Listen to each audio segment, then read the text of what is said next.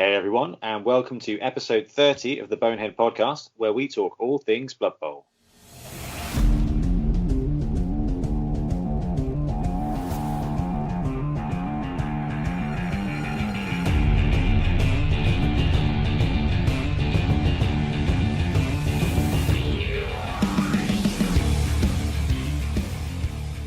Welcome back, I'm Ben. Due to a technical issue tonight, Rich was unable to make the show again this week, but luckily Ian, Warhannam Hannam, was able to help us out at short notice and jump on. Hello. How you doing today, all right? Yeah, I'm great, thanks. Yeah, always up for a bit of a surprise podcast. Massively appreciate it. So Ian, what are we talking about on episode 30? Okay, so, well, first of all, I just want to say episode 30, that's huge. It's not bad. It's really good. So, keep on going, guys, and happy to jump on at any time. But we are mainly focusing today on Bonehead Basics Ogres, which is quite topical because obviously we've seen Games Workshop have revealed the team. We're going to be then moving on to looking at tournament series, and then, of course, all the usual games, hobby, star players, and Bonehead goodness. That fantastic. So that isn't all. Today we are also lucky enough to be joined by a special guest and Foodbowl tournament organizer, Sabeel. Thanks for joining us, Sabeel. How are you doing today? I'm good, thanks, guys. Thanks for the addition. No. It's absolutely fantastic. Lovely to have you on board. Right, before we move on to the first section, it's show tradition now to check a few things with each of our guests. So, how did you get into Blood Bowl? Oh, God, that was a bit of many years ago. I got into playing fantasy originally. Hey. And then there was one day just started reading the Blood Bowl novels, and then went into my first game. And so a couple of the guys at the club I was at did play it, so they kind of one of the guys gave me an intro game, which didn't exactly end too well. I've been there, and it was against Ben.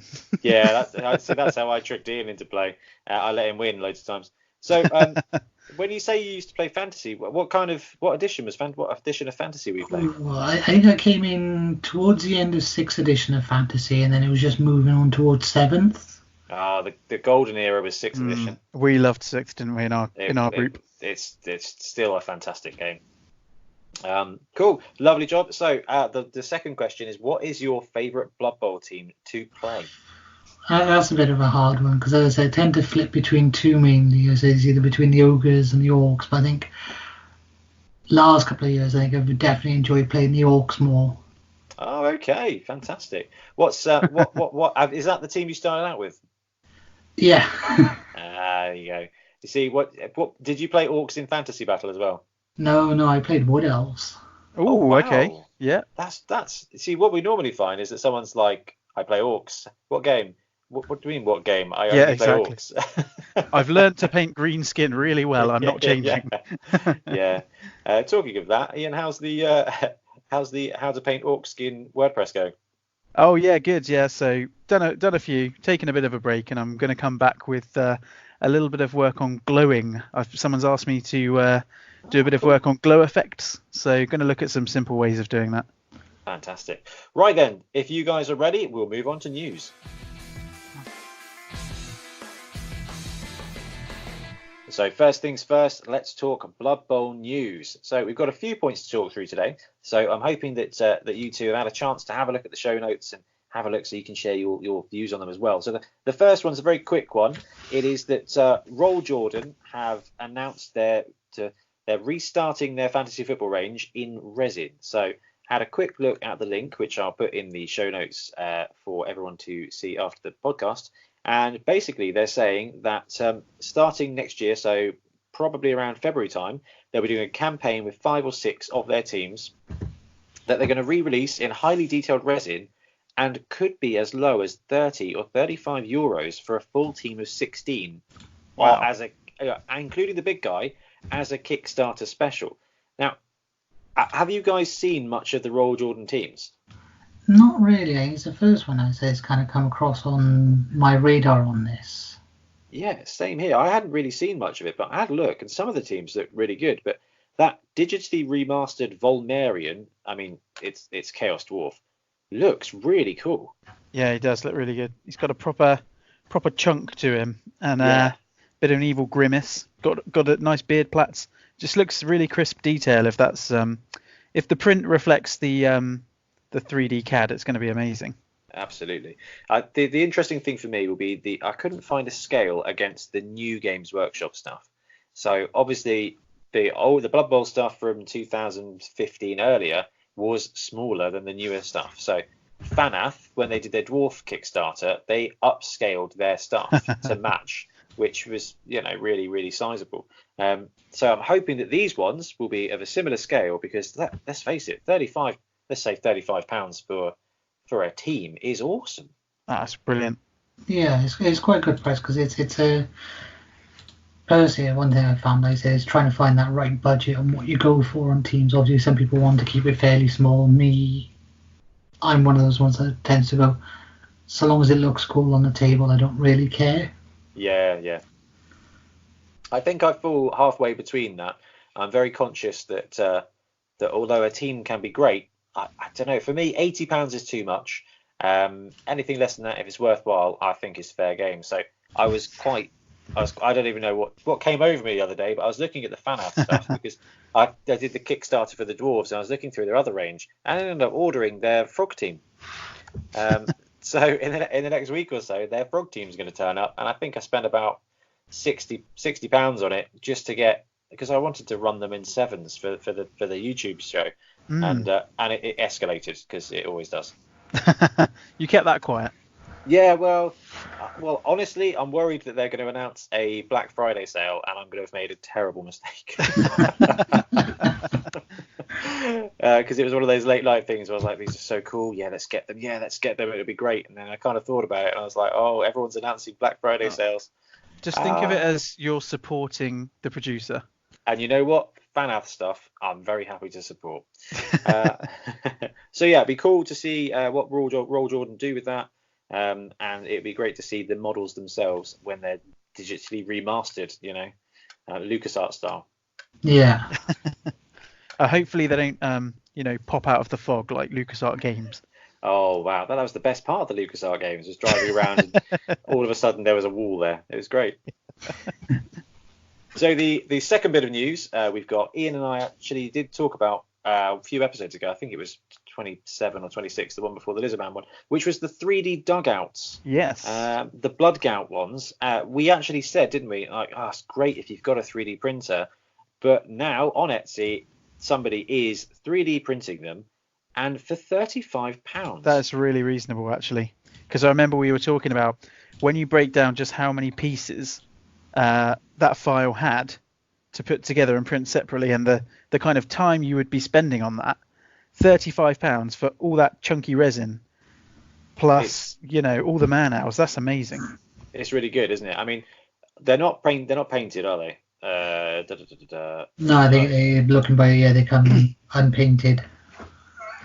Oh my gosh! Look at the amount of pieces that they come. Yeah, exactly. That's what I mean. It's loads.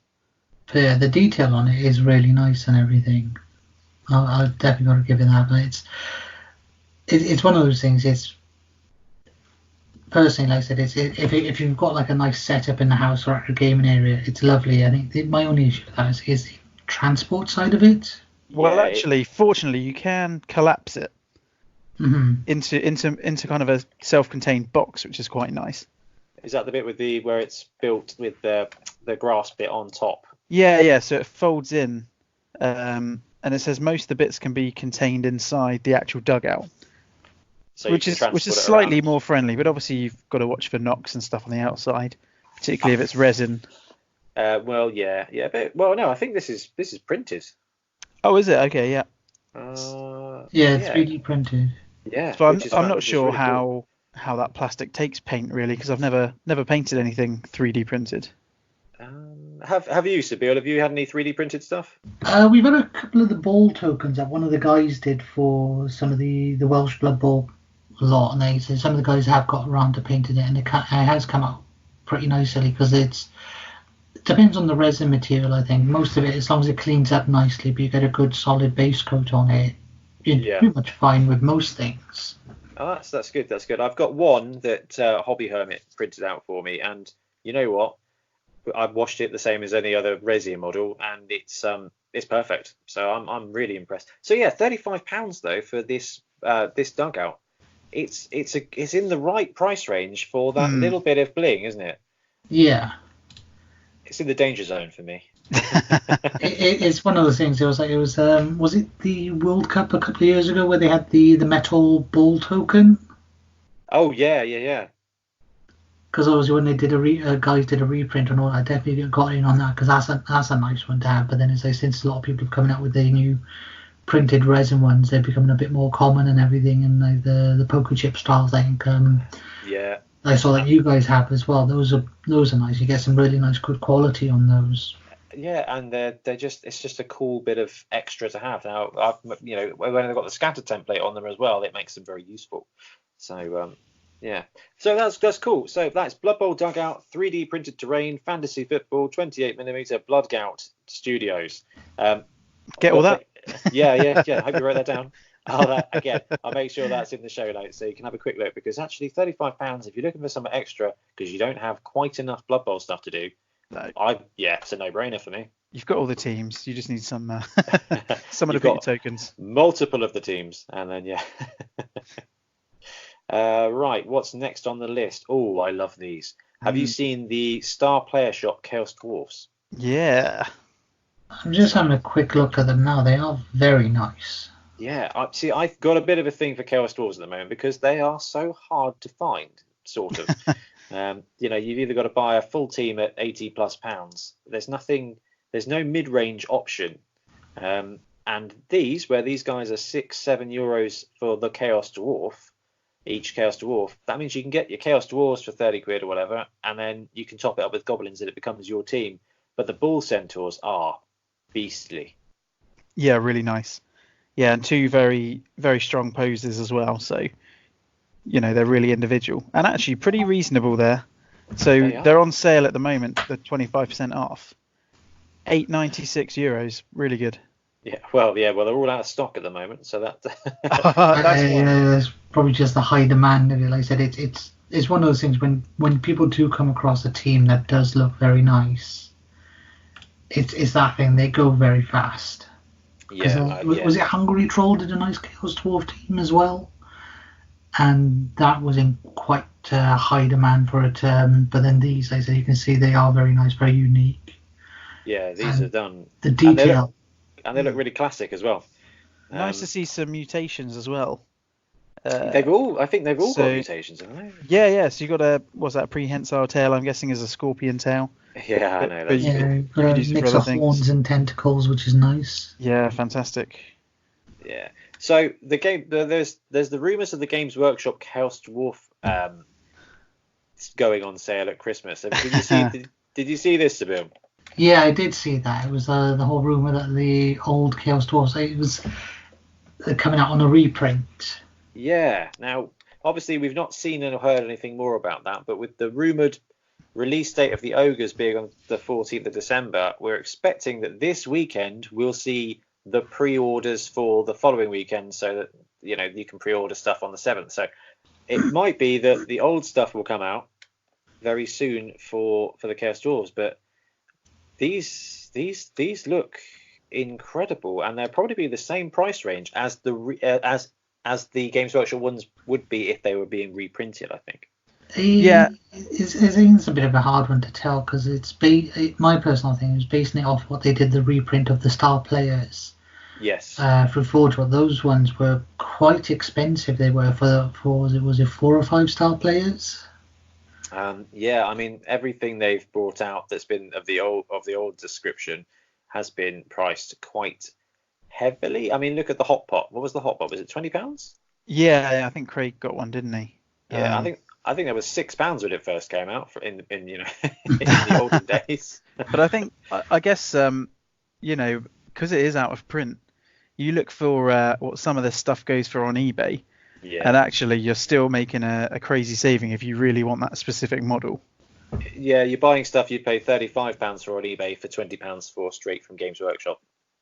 Yeah, I think the other side is that nostalgia bit of it. Yeah. That's it. I mean, we were having a conversation in our Blood Bowl group chat today about the extra price you get on for something being memorabilia, and it's a good 30%. And I think that definitely falls into it. So yes, that is starplayershop.com. Check out their Chaos Dwarves. They are looking really, really, really good. So Greebo Games, big fan of Greebo Games. Looking forward to their Pirates Kickstarter being finished and released next year. Obviously, we're very excited to be able to play a part in helping to design one of their models. So their what is it? Creek Rust Gouger, the Verminator model. Yes, yeah. Our listeners got to participate in what it should have on it, which is really cool. So looking forward to those coming out next year. And anybody who watches 7 Super Series or listens to the show will know I am a huge big guy fan in Blood Bowl. And they've in Blood Bowl. And they've released their Tarmut the Fanged King Croxagore. He does look very nice. I especially love the dwarf model that he's got impaled on the hand. Oh my goodness! Yeah, he's grabbing him. That is so awesome. So this is a massive Croxagore looking model. He's got a bit of a small head, but he has got massive arms, and this thing is absolutely terrifying. But yeah, great extra sculpt there with the dwarf. Yeah, actually, it's not too many parts. You can see there's a little breakdown. When you're comparing it to some of the Forge World kits where you're having to glue on a ridiculous number of bits. Oh no! He's pretty good. So he's got separate tail legs. He's only got 2 little claws that are separate, but he's got separate toes at the bottom. Yeah, that's not too bad. No, and is this resin or metal? I can't remember. I think Greebo works solely in metal at the moment. They do. That's fantastic. I like metal. But yeah, I think so. So he is €20, but actually every Games Workshop star player is £20 or so, and the good ones you get from other places. So for example, Zizzles from Windsor Chog, their ogre model. I think that's £16. So that's kind of what you're paying for a big guy these days. I mean, that's a big model as well. And yes, a chunk of metal. Yeah, so, it is a big chunk of metal. Because I don't know if you guys did, either of you two got in on the Alistoran Kickstarter that they did. No. And some of the big guys from there, it's a lot of metal for what they are. I think it was like the Chaos Troll that they had, and it's quite a hefty model for the size, and for the price I think is well worth it. Yeah. Because I think with Greebo, the one thing I say, as you said, like with the Rat Ogre model that you guys were talking about earlier, they do listen to the community. So there's a lot of them where they listen to the community on different things and variants and everything, and it's just the quality of the sculpts that is fantastic. They're phenomenal. They're almost unmatched. I think they are, from a sculpting point of view, probably the top dog in the community. There's a few that are very close with it, but I have yet to see a Greebo model that doesn't just look superbly done. But one thing I haven't seen their Zote be released yet. I did see the spoilers of the Zote when the Wood Elf Spike came out, but I haven't seen the model. Haven't seen the model for it yet. So hopefully at some point that'll come out. Yeah, I can't wait. I've seen, I said, the images of it and what the renders are going to be, but it's going to be tasty. Yeah, absolutely. And they've got another little guy out as well called Rack the Treacherous, who is, for all intents and purposes, Hemlock the Stabby Skink. And it's a very, very cool model, very dynamic. I like that one too. It's €8 for a star player. It's brilliant. So just to kind of look at him, he's got a spike on his elbow that he's thrusting forward. That's a really cool pose. It is a very dynamic pose. Very, very dirty player kind of. So it is very cool that they've got the model to use as Hemlock, but I have yet to see a company release a pack of 2 skinks. Yeah, I was just going to say actually when I saw it in the notes, I wonder if they'll release an accompanying player so you can do dribble and drool. Oh, yeah, that would be so good.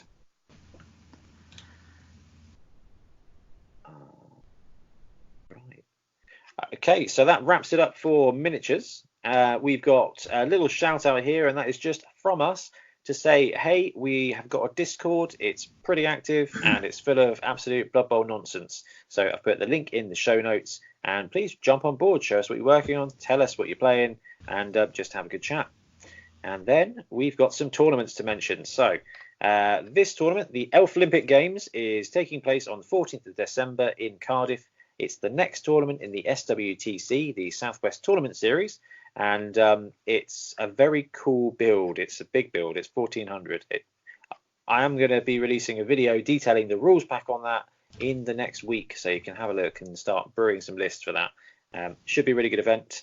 And the next tournament I'd like to mention is our next tournament, which is Beachhead Bowl on the 8th of February next year. Tickets are now live. The rules pack is now live. So I'll make sure that we get a post out over the weekend so you guys know exactly where to go to book your tickets. It's £15 if you book them up this side of the year.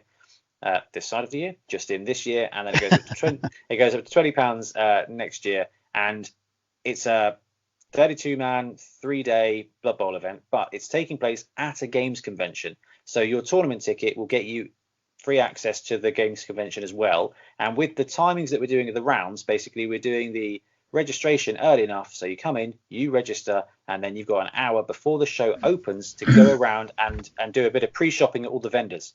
That's worth the ticket price alone, to be honest, at some of these events. That's it.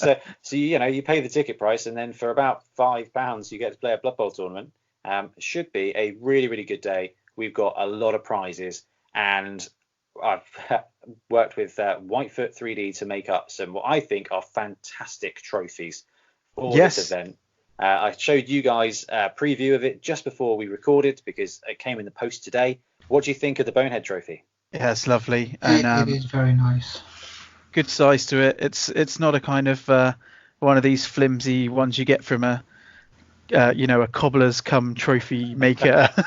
They always seem to do that, don't they? They do keys as well. But I was going to say, I see you do keys. Do you do trophies? Yeah. Yeah. So, and this one is the one that we've got here is the stunty one, which is half the size of our regular trophy for the big event, but I think that might have to scale the big one down a little bit because I think it's a good size. I'm loving this, and we're going to have these trophies at all 4 of our tournaments next year, which is especially wonderful because all of our tournaments next year are going to be linked into a mini tournament series called the BPCC, the Bonehead Podcast Coaches Championship. And we're going to talk in detail about the BPCC next episode, but we will absolutely be talking about it when we talk about tournament series a little bit later on. And so guys, anything else on the tournament front you've seen around that you want to mention? The only other one I said was this weekend was Christmas Chainsaw Massacre 2 up in Merthyr Tydfil. That's fantastic. So that's happening this coming Sunday, so the 1st this of December. Sunday, yes. Okay, well, this podcast is going out on the Saturday, so if you are in the local area and you fancy some Blood Bowl, I'm sure you can message and have a word. Yeah, you've got a day to cancel your plans. Yeah, day to cancel the plans, because let's face it, the Christmas Chainsaw Massacre 2 is just it sounds such good fun. Okay, I think that wraps it up for news, so we better move on to hobby. So the next thing, as ever, is games, hobby, and nonsense. So, guys, what have you been playing? What have you been buying? What have you been building? So, let's start with Sabeel. Have you been playing any Blood Bowl recently? Yeah, I have. Obviously, like I said, it's a couple of things have been going on. Like I said, obviously, with the local league that we do. So we're in probably our 4th season of that at the moment. So just normal TV value. Guys have got a couple of new guys coming in, which is good. So the community's growing. Oh, that's fantastic. Decided to run humans this season, so to mix it up a bit rather than because I did a couple of seasons of ogres, which went quite interesting. Yeah, I think so. Obviously, we'll talk about that a bit more in detail a bit later. Oh, very much so, yeah. Yeah, so finding the humans interesting. Like it's definitely more of a more mobile strategy compared to what some of the more previous teams have been playing. Hobby-wise, just painting up a couple of odd star players from random game systems they don't really play, so just kind of repurposed a lot of the models. I think my new favourite has been Puggy Bacon Breath. Yes. Oh, what are you using for him? It's from Guild Ball. It's the greed model. So it's obviously just like he's just basically a little dwarf, but he's running around with a straight razor. So tend to use that. So it's something quite unique, not really seen on the tabletop, but it stands out a little bit. So do you play Guild Ball also, or is this just a model that you've seen? No, I played it for a little while, but unfortunately it just didn't quite take off. I've heard that at the time period, and it's now it's starting to. But with a lot of the guys that play, they don't tend to play down at Firestorm where everyone else is. They tend to keep it into the houses and on other days, which I'm unfortunately not available for. Oh, fair enough. Is the greed one the one with the little top hat and yes, big mutton chops? Oh, that's fantastic. Yes. That is a very cool model. Now, I'm a huge fan of finding models from other ranges to use in Blood Bowl.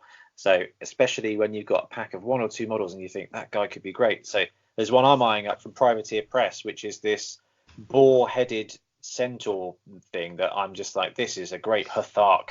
So I'm just looking for it. That's why I think I'm probably looking for a Chaos Dwarf team, is just so I can run Hthark. This guy. I found a Minotaur. I need Are you on about Drummond Strang? He's under the Hordes Rec section of the Minions. So basically, it's that part of the factions mixed between either crocodiles or pigs. Yes. Yeah, yes, that is it. Yeah. Yeah, I considered that for a little while, but then it was like I kind of went to something else. So hopefully, when that stuff arrives, it'll be quite a monstrous-looking team I've got on the table for my Chaos Dwarfs. Sturm Drang, yeah, from Minions. This one. Yeah. Yeah, which is a dual-headed massive boar centaur with huge metal hands. It just looks like a really cool model that, for £16 plus postage, just makes a really great individual model for a team. But anyway, I digress. So just a question, how big is your league? Like, how many players and how many games per season do you normally run? It varies, it does. Like last season, we had about, I think it was about 24 people last season. So obviously, because it was how we just ran, we ran 2 divisions. We did about just 11 games on a single round robin, and obviously that did progress quite. And then this year, I think we've had a bit more uptake, but we've split it into 3 divisions. Oh wow! So it's about 9 people per group, but then so due to the odd numbers, it's each week one person misses out the game, but then everyone still plays the same amount. So it's going to be a slightly shorter season, but with a quicker turnaround then. So you running quite a strict schedule of games there? We run on a 2-week schedule. We do. So obviously everyone's got these. It's because we're coming up to Christmas now. I've got a bit. Yeah. A lot of the guys tend to, if they're free, they kind of meet up and they just put sideline what their results are for keeping track of it. But then there's much more like that. So as long as everyone on the tail end is more or less on the same level, it works. But as I focus on the premise of that each round you get 2 weeks to get your game in. That gives everyone plenty of time to get their game in without feeling pressured or losing taste for the game, which yes. I've seen previous leagues where people just lose interest and then move away from it. Yeah, you can get burnout, can't you, where you play a load of games in a quick space of time and then you have to spend that time then having the catch up, and in the meantime you end up playing no Blood Bowl for a few weeks, and it can dilute the group, I suppose. So yeah. That's cool. You've got a massive league, really. That's fantastic. It's one of those things. It's growing. that's the main thing. And you play at Firestorm, do you, sir? Yeah, we tend to play at Firestorm. Like I said, some of the guys tend to meet at the houses and play. Like I said, main places. I said Firestorm. So we've got I think since Firestorm moved into their new premises a few years ago, it's definitely a lot more tournaments have been happening, obviously across the multiple systems. I think Welsh Open is now moving there. I think obviously I've run it there. There's a couple of other one-dayers that tend to run at Firestorm. Yeah. And just kind of like a quite good all-inclusive venue for what it is. It's dangerous when you find a really good location because it does just tempt you to play more and more tournaments. Yes. We've got Entoyment in Poole, which support us on the show a great deal, and we run 3 tournaments there each year now, and it's such a great shot. But unfortunately for us down in Wobble, it's about a 45-50 minute drive, which is just a little bit too much for too often, but for a one-dayer, it's perfect. Yeah. it's finding the right balance between a venue and what you can do. Yeah. Yeah, there's definitely some really good Welsh tournaments on the AOS scene that I'd love to get to, but again, it's just that it's a big commitment. And some of these run at Firestorm as well, and I've just heard really good things about it. Yeah. I mean, we mentioned that I think a few episodes ago. Yeah, when we mentioned Foodbowl. Yeah. So obviously, like I said, Foodbowl ran there the other day. I remember you like briefly talked on the subject of it. It's going to be a bit tight with the 4 games. It was a bit tight, but I think for the most part, a lot of the guys did enjoy it. Feedback has been generally quite good. Unsure on the ATV rule set. Yeah. What did the guys think? It came down to the discussion of some people not wanting to bring their really high ranked teams down to, I said, this sort of, because a lot of people are bringing a lot of skew teams in. I think a couple of guys did bring it. I think CT, who came second place, he brought his Pro Elves down, I think he was. And I unfortunately had to play him first game with my Ogres. So it was like his 200 odd ranked Pro Elves versus my 140 Ogres, and did not end well. So that's interesting. So one of the bits of feedback was that that because it adjusts the tier levels essentially a little bit more than the other rule set, that it can impact on the NAF rankings. Is that what the guys were is that what some of the feedback was? There was some of the feedback, but then it's the other side. It changes things up. That's the main positive on ATV. It means that you start to see a lot of builds, a lot of teams that you don't normally see at tournaments. So we had a vampire, a couple of human teams as well. And it was strong showing of chaos and dwarf teams, which was surprising. Yeah, absolutely. So this is the all teams viable format that's come from Denmark. And it has different ways of balancing the teams. It's very similar to. I wonder if this was what the World Cup started as. The World Cup rule set started as, because it's a very similar kind of ilk. Yeah, it does seem like that. I think the one thing that does become a bit confusing on is how they use their gold bar system. Oh yeah, the gold bars. So yeah. I used to love those biscuits. Yeah, so there was a few issues with that. Obviously, we had to kind of like manually adjust and double check on that. Wow. But then we resolved most of those issues. But I think the other side, rather than using the gold bars, you could just put it into that extra cash for those tiers. But I think with the Excel sheet that they had, it just worked out easier just to incorporate gold bars for it. But obviously, like I said, they work on it each year and just try to make it more smoother and streamline it as best they can. It is a cool idea, and the spreadsheet, I'm a huge spreadsheet fan, but their spreadsheet is really well done, and it makes the complicated rules set. It's weird. It puts the rules into the spreadsheet, so you're kind of just using the spreadsheet to figure out the rules rather than the other way around. So I mean, Ian, we had some problems with our Fobble Wobble World Cup rule sets, didn't we? Well, not from our side, I must say. Yeah, well, that's because I was. But we had you explaining it, talking us through it. Yeah. I think it was just getting, because obviously it's the World Cup is a 3-day, and it's got various rules for the different days in terms of the team composition. So just kind of getting across what could take what. And when. and how much. I think probably the biggest confusion came from the minimum spend on the team, which had to include, like your things like fan factor and so on, and your players. Away from your skills, so the skill pot, as it were, kind of getting how much is that skill pot, just making that really clear. And it was really great going through that, because actually I got to adjust the rules for Beachhead Bowl based on the feedback that I'd seen from the World Cup rule set and from literally going through it with our group, because it was just a case of actually, you know what, it's way simpler if you have part A is team value, you buy things, and part B is skills. Yeah, and that's the thing. I mean, a lot of people are probably listening to this saying, how on earth did you find that confusing? But I guess if you're not someone who is a regular tournament player and is just kind of dipping their toes in, kind of getting that as the pack without it being kind of really clearly broken down, can be confusing. And we want to encourage lots of new players to come. So anything that makes it a bit more accessible is great. Yeah, I think that's the key point there is finding a balance between how, I said, like with anything, is making things work. And I said he obviously because Christmas Chainsaw, which you mentioned earlier, that's using a similar thing. So you've got X amount then to spend on your team, and then extras then for skills or additional star players. Yeah, and that's one thing I absolutely love about Blood Bowl is how each tournament is really unique. But I do think, very similar to Steve from the Both Down podcast, that there's some kind of standardized tournament rules for us to just use and then make adjustments to for your primary NAF tournaments. I think it might be a really good idea, and that's what we spoke about a few episodes ago. So lovely. Sorry, Ian, after you.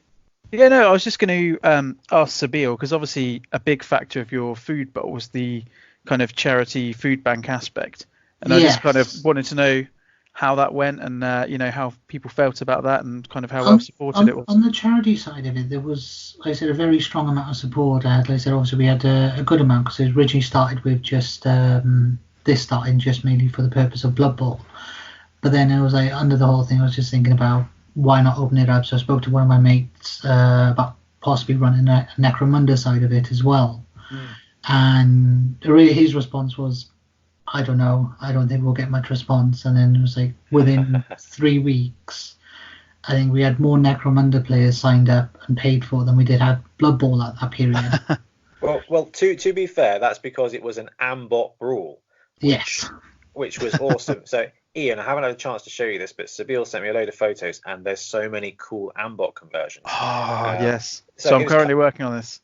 Yeah, you're building an Orc one at the moment, aren't you? Yeah, Orc Big Mech. Yeah, they're such cool models. It's the equivalent of saying in Blood Bowl, do you know what we're going to do? We're going to have 3 games of 7s and then a big guy bash. And I think that might be my perfect Blood Bowl tournament. I think that's an idea you might have to run in the future then.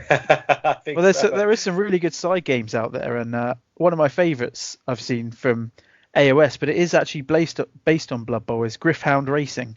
So it uses a Blood Bowl board, Blood Bowl skills, and you've got to race your Griffhound, which is kind of your bird dog, up and down the pitch, pecking at each other. But I think little side games like that really bring a tournament to life. I think so too. So how much did you guys raise in the end, Sabeel? In total, I think it came to about £592 after the raffle and everything, and then the little bit of the expenses.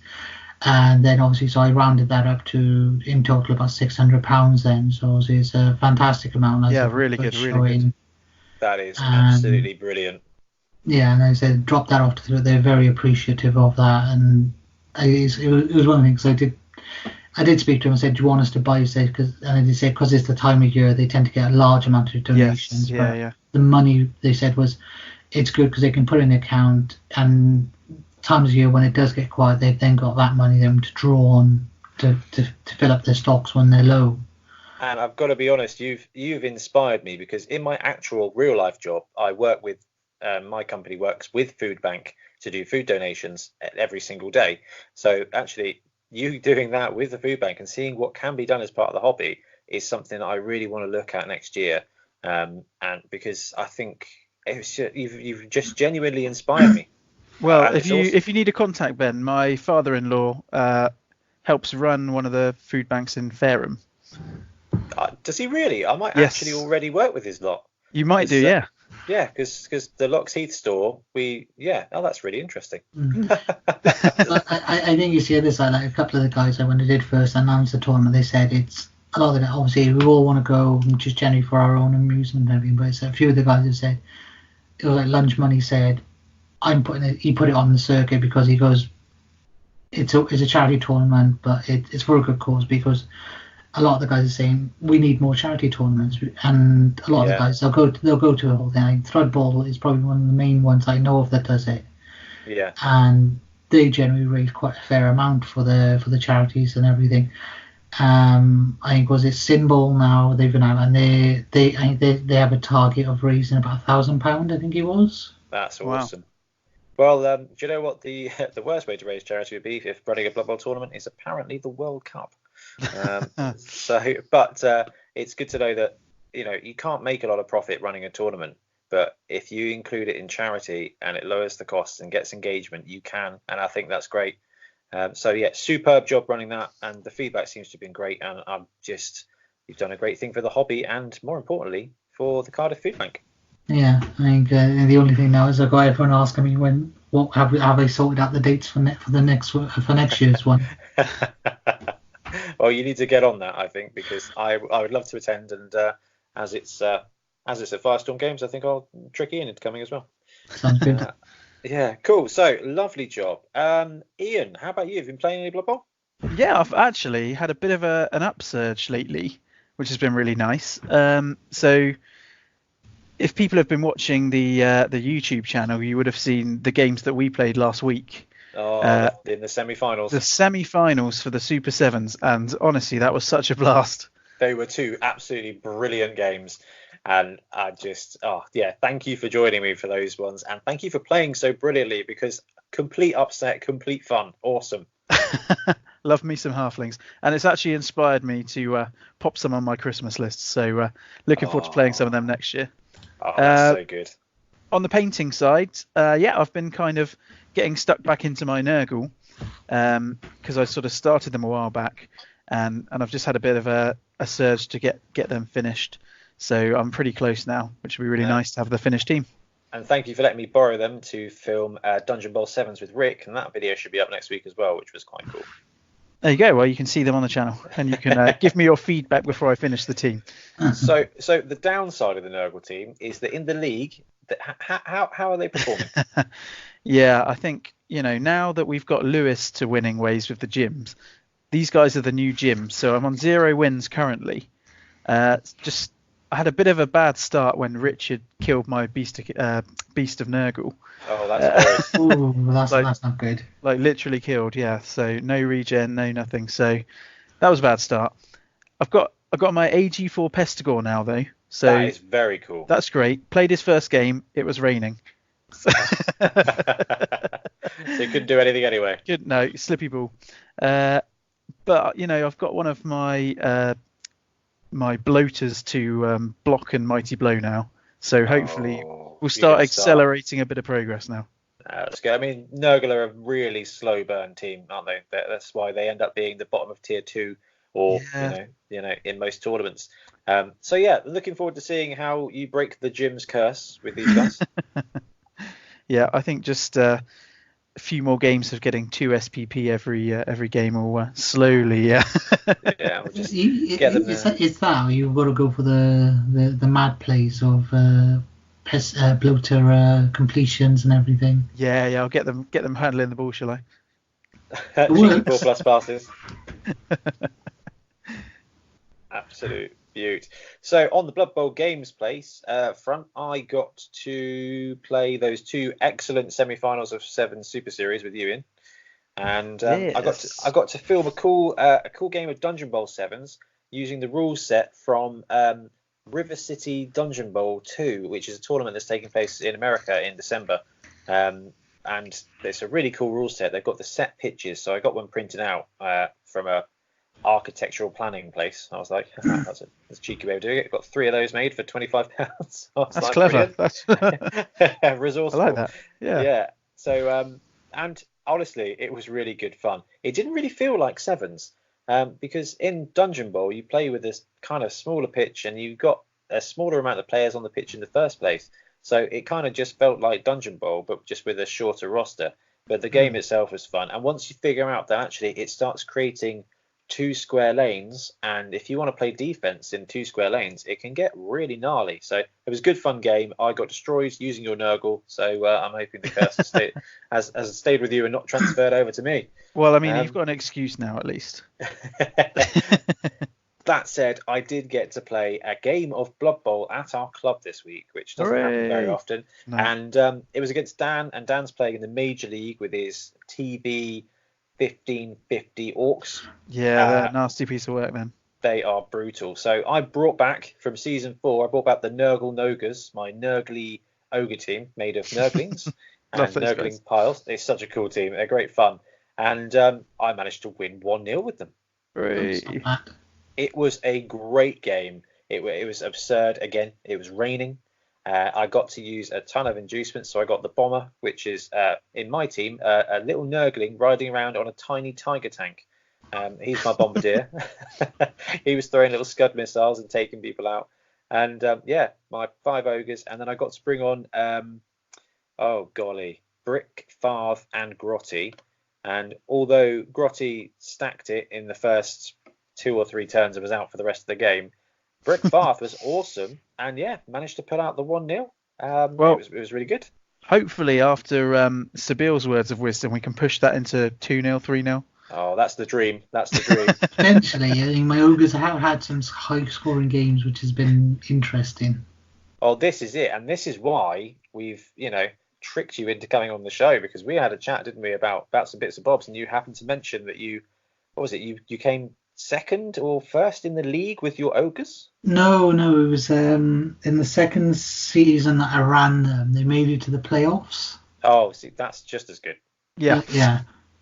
That's just as good, which it's so good. And I was like, oh, good. This would be very useful to have you talking about the ogres. And before we move on, is anyone building anything special at the moment? The only thing I did build the other day was the Chaos Fluffers from Greebo. Oh, they're the little bunny guys. Yes, I picked up those guys, which I'm going to be using as quite a devilish-looking halfling team. Oh, that's an awesome idea. Well, I felt the wrath of the penguins the other night. So I imagine the bunnies would just make it even worse. I do like the penguins. I think the only thing that I think puts it off for me is the big guy for the penguins. That's too much musculature for anything. He's quite a burly emperor penguin, isn't he? Yeah. Tiff's seen these teams and she loves them. So I think that the next Blood Bowl team I tell her I'm going to buy will be one of those ones. Yeah. So buying her the Nurgle didn't work then? Well, I didn't buy her the Nurgle team. I used it as wrapping paper, which was a relationship gamble that paid off, and she ended up agreeing to marry me. So I cannot stress enough that using Blood Bowl teams as wrapping paper will change your life for the better. I'm not sure if it wasn't despite instead of because of. But hey. Yeah, maybe it was just our first real test. Lovely job, right, guys? If that wraps it up for goodie bits and whatnot, then we'll move on to our first topic.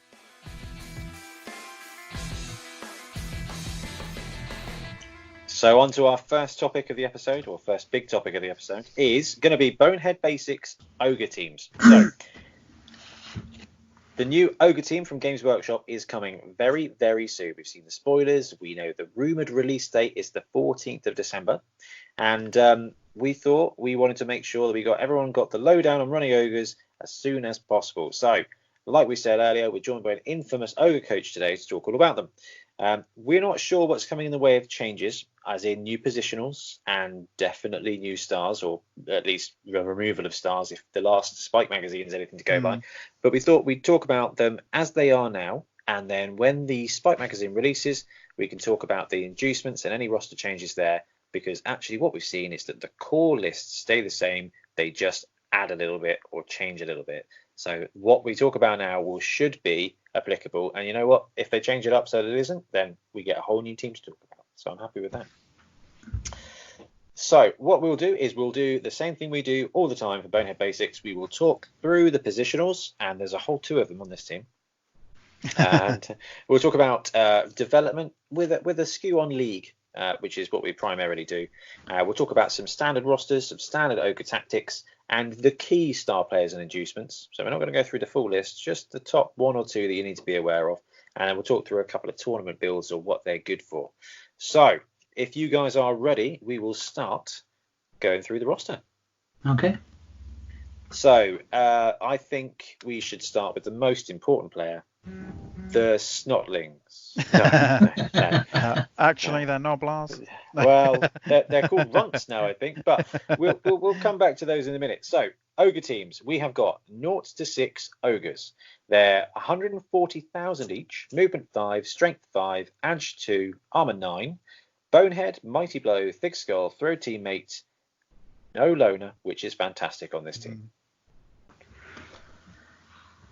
It's a nice thing. It's in a similar sense to the halfling treatment, not having the loner aspect. Exactly. Honestly, if they had loner, this team would be absolutely horrible. But They don't. So although this is, I think Ogre is the worst ranked team. Is that right? Yeah. Yeah. Okay. Although it is the worst team, you know what? Not having loner on the Ogres means that you can still spend the rerolls and you still get to play the game and try stupid stuff. And it's actually, I really love that they don't have the loner on it. So these guys, you can have up to 6 on the roster, and we'll talk about team builds in a minute. But we've seen Ogres on the human team and on the Chaos Pack team. These guys are great at smashing. So we're going to talk league development with them. So what upgrades are we looking at straight off the bat for Ogres when you get the chance? It's a toss-up between guard and break tackle, in my opinion. I think that is a very, very fair shout. So, all right, let's pose the question. You roll the double. What do you go for?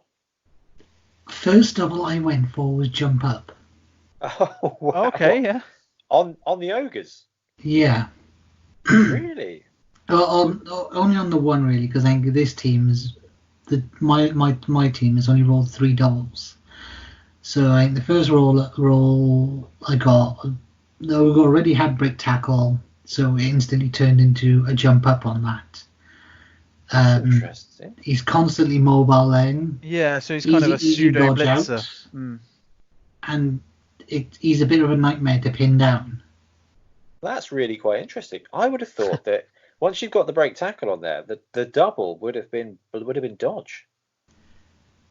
Dodge, yes. It did consider that, but it's the same thing. It's personal experience. As soon as you give a player dodge, it becomes useless. They never need it, and you just your played opponent just rolls straight up pounce.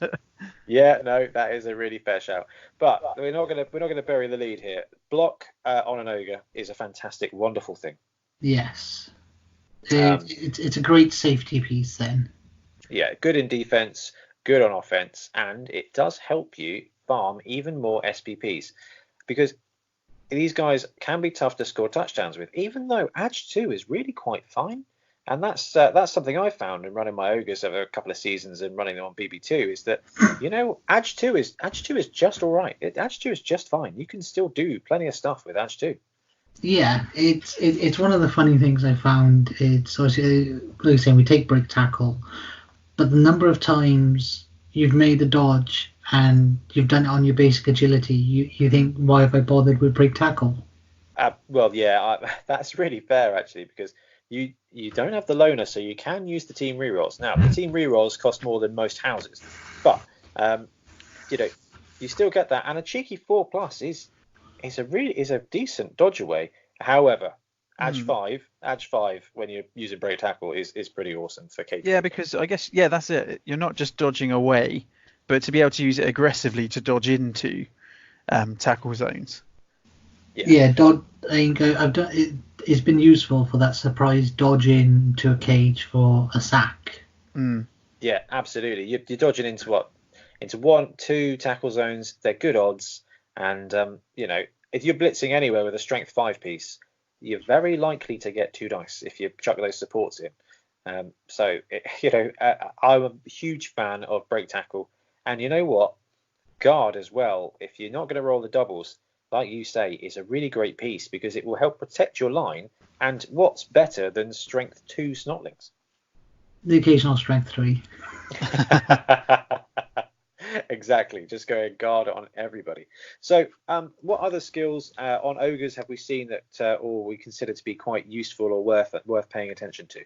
If you're limited to just your basic strength, a guard, not the guard, sorry, a juggernaut tends to work quite nicely. Yeah, that's kind of because if you don't get that double for the block, you have got that safety in the juggernaut for the blitzes then. Yeah, it's almost a shame that frenzy is a general skill, not a strength skill. Yes. Because although frenzy is a terrible thing at times, I mean, having a team of loads of hornless minotaurs would be great fun. Have you? No, go for it, Ian. So I was going to say, have you? Do you consider tooling one up as a bit more of a throw teammater? So you go for like strong arm or anything like that? It's been the way I've played my ogres. because they tend to carry the ball, I don't put much emphasis on Snotlings getting any skills or any star player points. I think I've had 3 Snotlings that went up and got skills, and then they immediately died the next game. and that's just the randomness of it. I think so I don't put any value, so I tend to focus carrying the ball on my ogres. So when you're going with that whole premise, I've done a few pass plays with the ogres, not the smartest thing. But Edge 2 is still fine, and that's the whole point, is that they can still do those things. And you're right, if you can get the ball on an ogre, although block is a great defensive skill, strength 5 is its own defensive skill. Yes. For all intents and purposes. But I mean, if you're doing that with ogres, then sort of in the bigger numbers, would you ever go sure hands on a double? Yes, I think I definitely would, because it gives you that safety. Because whereas other teams get that easy access to the strip ball. Yes. It becomes a nice thing. Like I say, if you do, you get one ogre dedicated as your ball carrier. Well, and even like Ben was saying, for the reroll cost, just having that kind of inbuilt reroll to even pick up the ball, which is a harder for ogres to do than other teams. So, talking of reroll costs, have you ever used pro on an ogre? Yes, once or twice. But like I said, it's the other side of it. It's when you're prioritising your doubles, pro falls very, very far down the line. Yeah. I'm with you. I think block, sure hands are both great uses of a double. Dodge as well. And now, dodge in conjunction with break tackle is fantastic. It's great fun. But also as a defensive skill, it's essentially -1 to hit. And I know that Ian's a big proponent of that, being a filthy Amazon coach. But actually having dodge on a black orc or an ogre, if you can do it, first of all, it helps you with that 4+, gives you the reroll to dodge away with your natural agility. And then when they do square up to you with a big guy or someone with Dauntless or something, they're having to roll that extra, that it reduces the chance of them popping you down by half. Yeah, I'll give you that, because it's a few times I have induced Bertha, for example. She's got dodge. That is exactly it. Dodge, break, tackle with a strength 5 piece is a heck of a heck of a ball sacker. Yeah, so it does have its merits, but as you're saying, with the whole thing like pro, it's with a lot of the skills for the ones you do want, you're relying on those doubles, and then that's the crux of it. With they're a solid big guy team with some randomness. Yeah. And it's even like I said, now it's you become very limited on what you go with skill wise. Obviously, it's like I said, the guard is a key thing. Yeah. Grab is an interesting one, because if you're coming up against elves or Skaven, for example, they tend to chuck in a few of the odd sidesteppers just for that annoyance. And when you're getting pinned on ogres, I think the only way to really kind of neglect that is by chucking on a couple of grabs. Absolutely. But then obviously it's the multi-block pairs nicely with the mass guard that you tend to put out as well.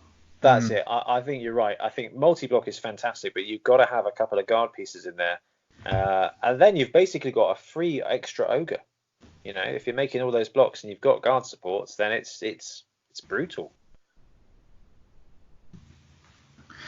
But yeah, that's the key facts. But as I said, it's you try to be competitive with ogres, but you're going to get that one turn or several turns. Oh, he just lets you down. Of you're all nothing but boneheads. Yes, yeah. And the great thing about the team is that you're not really playing to win. You're playing to stop the other person from winning, and by just having a great time at pulling off either ridiculousness or just maiming. And you know what? Once the ogres are leveled up, they become a real mighty team. You get 5, 6 ogres, and so I managed to, my team's got 5 ogres, and I induced Brick Farth. So I was running my 6 ogres, and you know what? They were great. I controlled the pitch. I, dealt some serious damage to a TV 1500 plus orc team, and I didn't feel completely destroyed. I felt like these monsters were just monstering their own way. It was like herding massive cats with strength 5. It was cool. Well, actually, I mean, I kind of had a similar experience at our Football Wobble tournament because I played a really good ogre player.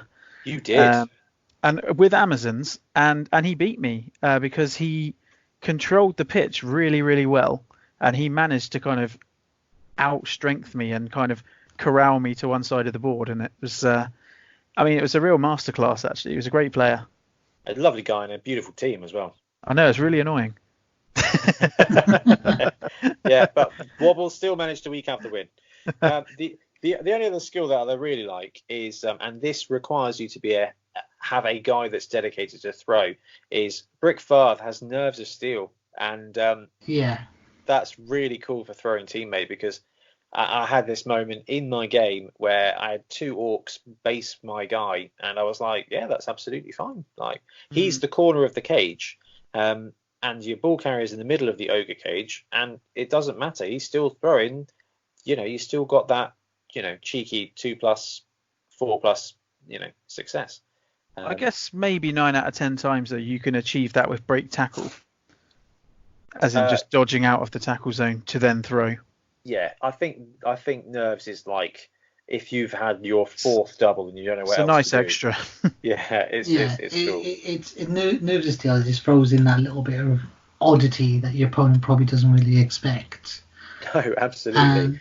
And I said Foodbowl because I had Brick and Farth for that tournament. Oh, brilliant! And I think it was one game it let me down where Brick rolled a 1 for the throw.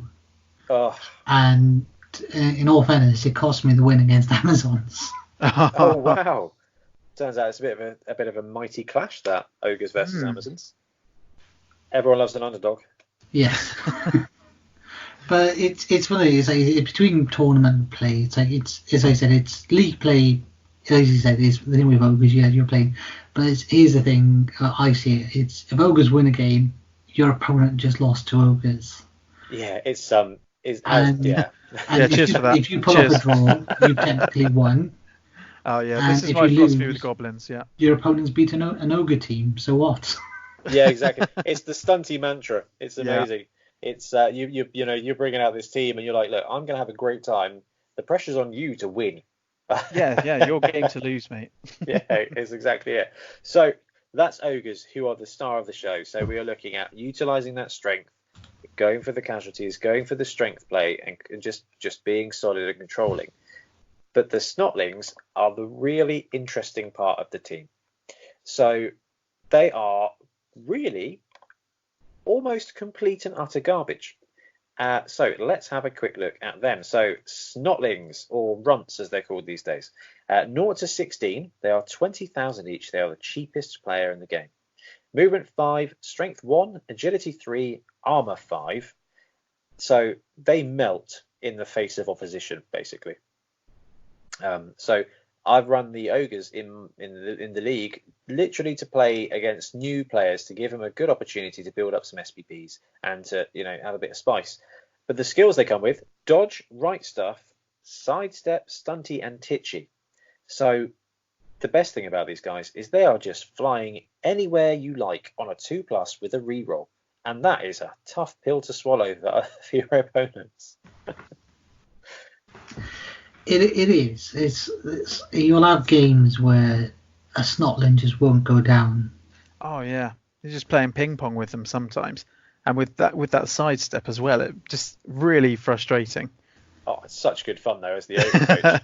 Yeah, it's a nice thing against. Like I say, we mentioned Frenzy earlier. It's a nice little thing to mess around with a Frenzy player. Oh, that's amazing! I've not had the chance to do that. That is so much fun. Yeah, this way. Yeah. So yeah, although they're strength 1 and armor 5, that integral dodge reroll, that integral dodge defense on when they're being blocked against, it's armor of itself. It's incredible.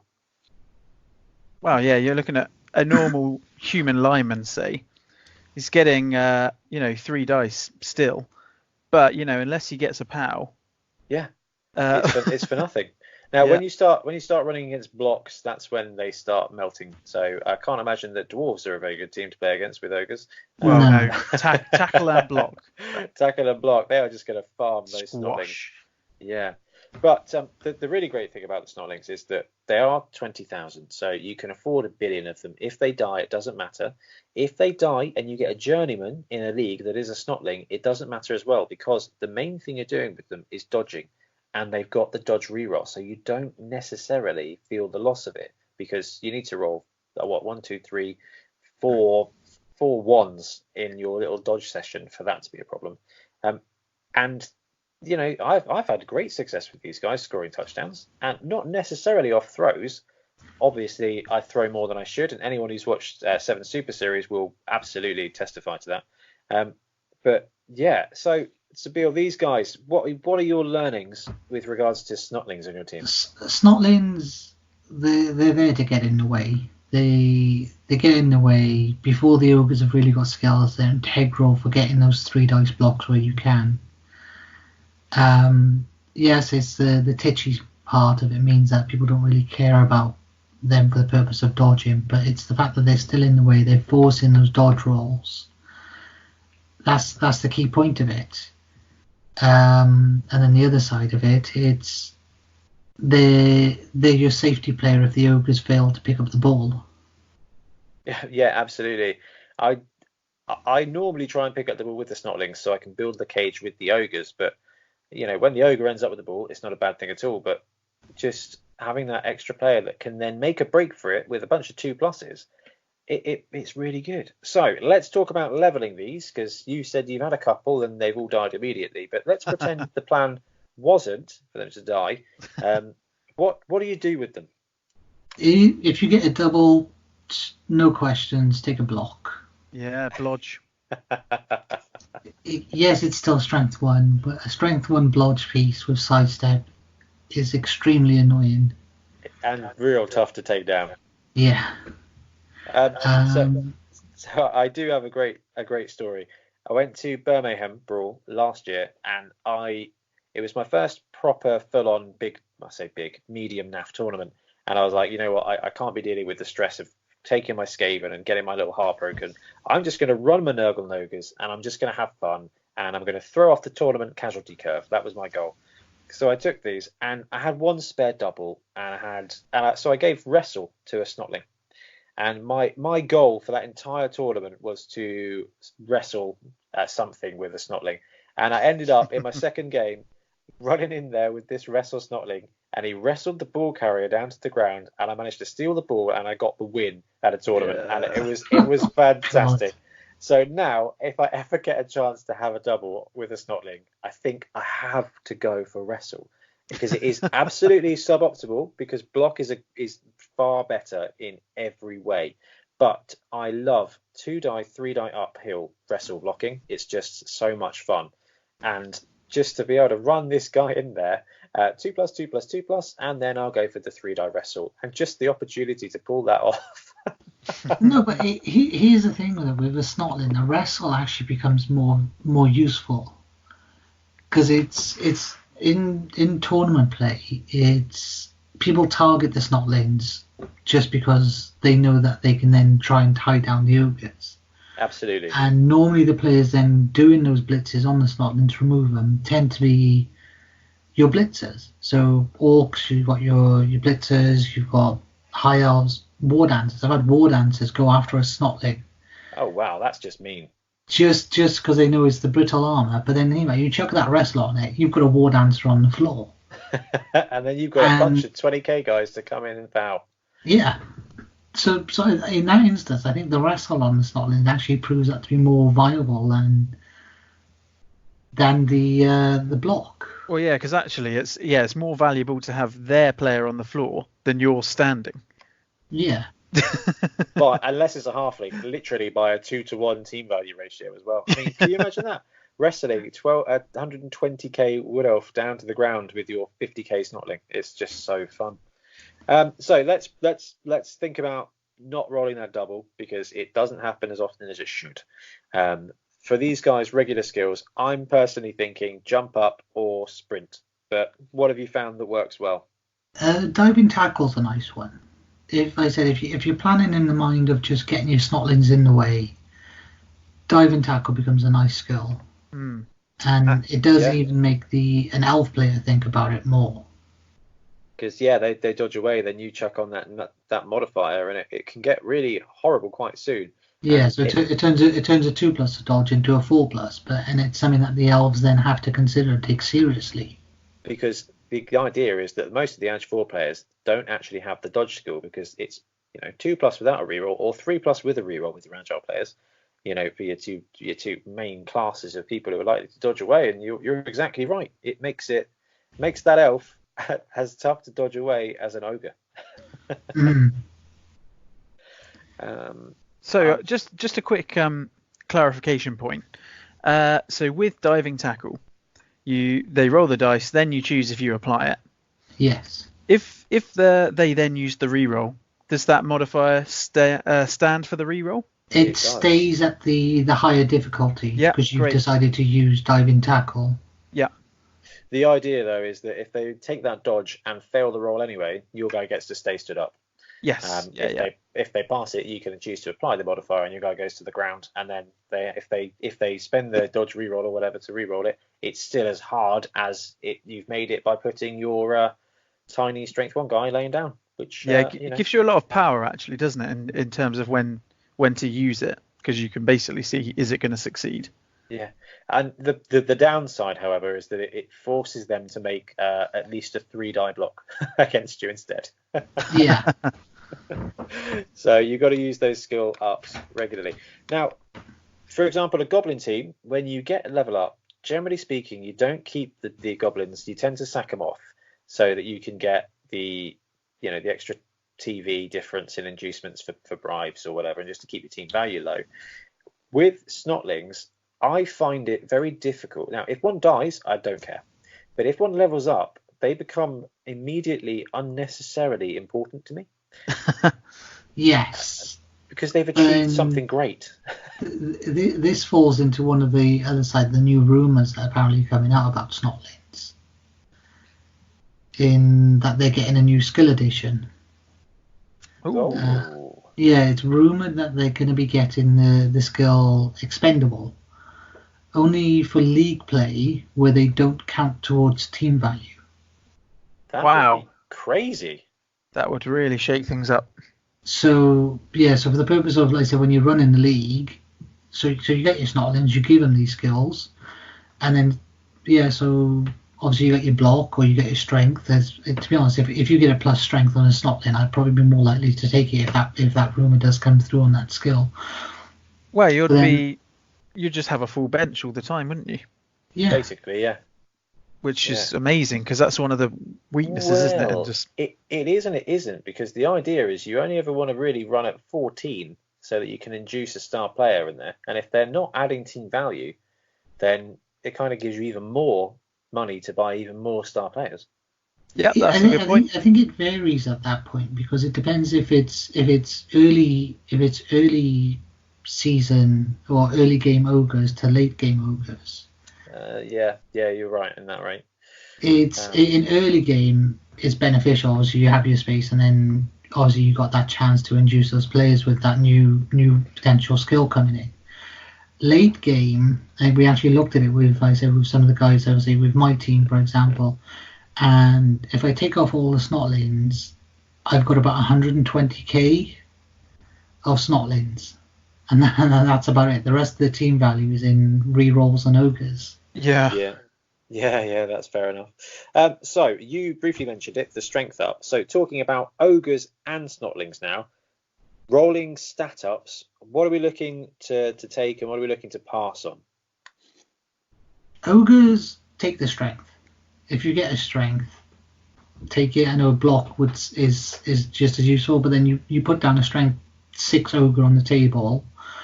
All you need is 1 guard to 3 dice most things then. You're exactly right. I couldn't agree with you more. I'm a big fan of taking strength in most circumstances anyway, because I think it's the biggest influencer of everything in the game, and it does bring a whole lot of character to that player as well. Yeah. On the ogres, I would say pretty much any stat increase bar armor is useful. You get a movement 6 ogre, it just adds to the value of what you can do. The agility on an ogre essentially just makes it just easier. Then you've got a designated ball handler, then you're aiming for that double to get in that sure hands or dodge or something. Well, they do say the only way to get an Edge 4 ogre is to get an Edge 3 ogre. So I'm on board with this. Yeah. As for snotlings, it's currently the only real benefit I see for them of getting a stat increase is either on movement or agility. Yeah, agility I think would be pretty useful. Well, agility, it doesn't affect any of their dodges because of Stunty and Titchy combo. It will just affect their ball handling. And the Ball landing. handling and throwing the down the landing. pitch. Of course, the landing. Yeah, that's okay. That's huge. I'm on board. Yep. Tick. I think that's the only really time you'd consider, like I said, a stat increase on a snotling. See, I would have to go. I would have to take the strength, and I know it would be a subpar, and I know it's a huge bit of TV bloat, but it's just.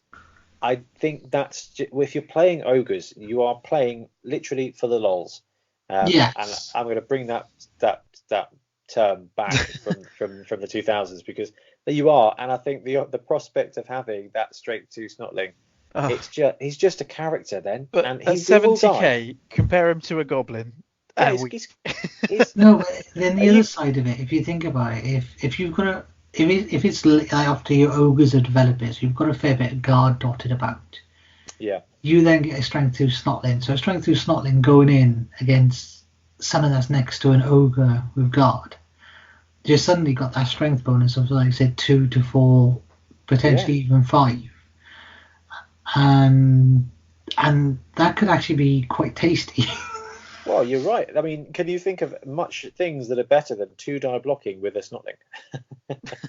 3-die blocking. I like it. Yeah, so yes, okay, so we're all agreed that the strength plus on the snotling is far from optimal. It's indulgent. It is very indulgent. And I think when you're playing with ogres, I think I would never be able to pass it up because it's too much fun. But if you're playing to win, then yes, technically 3.5 snotlings is better than 1 snotling with strength 2. Yeah. Right, fantastic. So that covers the 2 players. So now we're going to have a quick look at standard rosters. Now, starting from a league. So, what build did you go for? 5 ogres, 2 rerolls. You went with the 5-2. I brewed mine up with the 4-4, and then built up the cash and bought that extra ogre. And it's helped my team be really consistent. And I found that to be actually a really good way of doing it. You do struggle to brew up the ogres though. So it's like the Chaos, Nurgle, all those teams where you start with as many big guns as you can so they can farm the SPP so they can develop quicker. But, I like the 4-4. And because of the podcast, like yourself, we get to talk to loads of great people. And there's one chap, he's an adamant fan of the 6-0 build. So 6 ogres, no rerolls, and you just wing it. And I thought it's a very bold way of doing it. He likes to get home early. That's a very hardcore way to play it. It is, absolutely. Because it's one of those things, it's a lot of people, if something doesn't go right, you tend to regret it. The 2 rerolls, I know it's not a great thing, but it gives that small little bit of safety. So in a league setting, do you normally find yourself up or down on team value? I think my ogres have always been up because of just the ogres. Wow, I see. I always find myself down. So it's interesting where I've gone for the 4 reroll build. I always tend to be able to afford that extra reroll, and I don't know whether it's because I've got more snotlings that are sort of dying and they're not growing as fast because of that, or just because the other teams are better. But I found that having 100k to throw on an extra reroll, so for example, to take that 5 ogre build up to a 5-3 instead of a 5-2, it really does take the edge off. It's an interesting thought because I said it's like with this, it's like it's season 1 of my ogres. I lost a few ogres, like I lost 2 ogres, one quite early, so that kind of was a detriment. but then it's the other side. The other ogres made up for it by rapidly gaining skills, which counteracted the team value loss. But then it's even now. I think it's been all of last season. I played 11 games. I only had one snotling that had skilled up, and he's the only one to have died the entire season. Oh wow! So I say one snotling dead in an entire season, and they just didn't suffer any major crippling injuries. So it's I mean, it looks like between those two builds that we've kind of been looking at, the 4-4 or the 5-2, it's perhaps really dependent on your first 3 or 4 games, would you say? yes. Just But in that... Go on, you finish. Yeah, no, it's just in that, obviously, yeah, you're going to have to... If you take 5 ogres, you need 280k to make up the 2 rerolls, whereas the 4 ogres only needs 140 to make up 1 ogre. So a little bit dependent on surviving and getting the winnings, perhaps. Exactly. Yeah, it depends how quickly you can grind. It's a top and tail between that. It's because I have tried the previous 4 ogre starts, but I find that when you obviously you're starting off fresh, 4 ogres are too easy to tie down. Yeah, and they've got to cover quite a lot of the pitch, I guess, haven't they? 5 have got a bit more presence. That 5th ogre, in my opinion, it gives you that little bit of, people will then commit to still tying down 3 or 4 of those ogres. But then with the snotlings in the way, but it also means is that I've found that with the 5 ogres, then I've actually been able to use my snotlings to help clear players off the pitch or out of the way, just to free up the extra ogres. You just got a little bit more mobile onto it. It's 6 ogres. Well, it's too much reliant on just the dice. And that is a massive. I could agree with that. So just a quick shout out to Jared, who is the chap who was talking to me about his 6-0. He has got a passionate distaste for rerolls, which I just think is awesome. But so I ran my 5 ogre team, but obviously I got to induce brick, and that meant I was running with my 6 ogres, and you know what? My snotlings ran out real quick.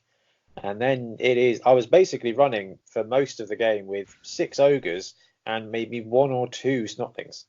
And it really puts that pressure on, well, first of all, the vulnerability of the snotlings, but it limits your mobility. And then you are forced to do the ogre grind, which can either, if you roll no ones, it's great fun. But, when you hit that bonehead, it just stalls your cage. And the advantage of having the 5 ogre build is if one's bonehead, you've still got the cage. So I do. I think it's a really interesting differential between the 4-4 and the 5-2, and I think they're both great. And like Ian said, actually, it depends on your league setting, what your first few games are likely to be, and how long you're leaguing for. I think. Yeah, that is a key point on it. The other side of it, obviously, like you said, you personally prefer the 4 ogre start. But with that, you put more emphasis on the snotlings getting the touchdowns. Yes, which is undoubtedly a massive mistake. You've got to get those strength 2 snotlings somehow, haven't you? Well, that's it. Strength 2 or wrestle. I'm not picky. Just someone amazing. So it's cool. But the 6-0 is very, very brave. However, the ogre team is coming with 4 ogres and 12 snotlings. I think the game's Yeah, I think that's what's rumored on the box and everything. Yeah.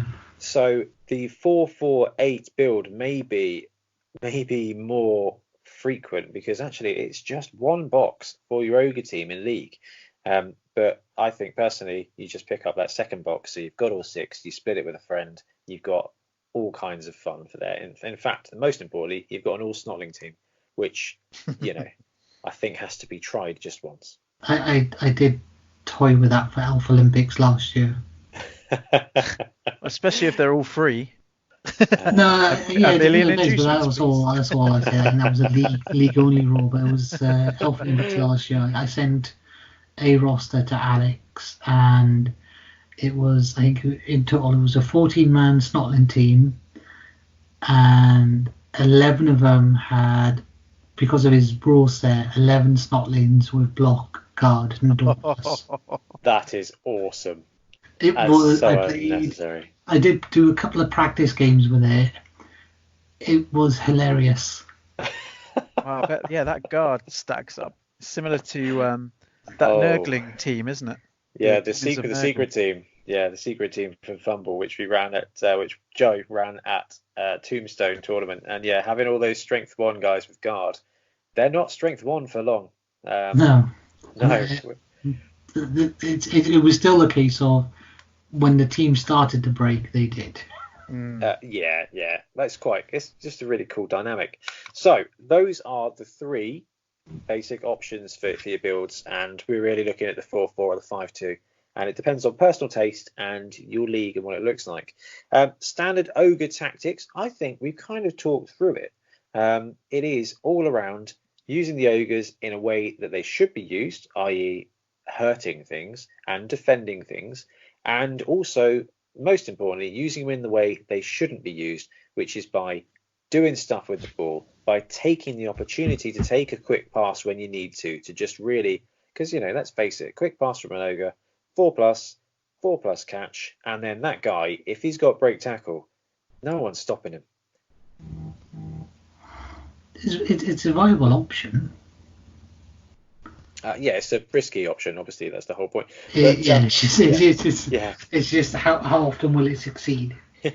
So, for disadvantages of the team, though, you already mentioned this, my friend, which is if you're playing against an ogre team, do your very best to avoid the ogres and take out the snotlings.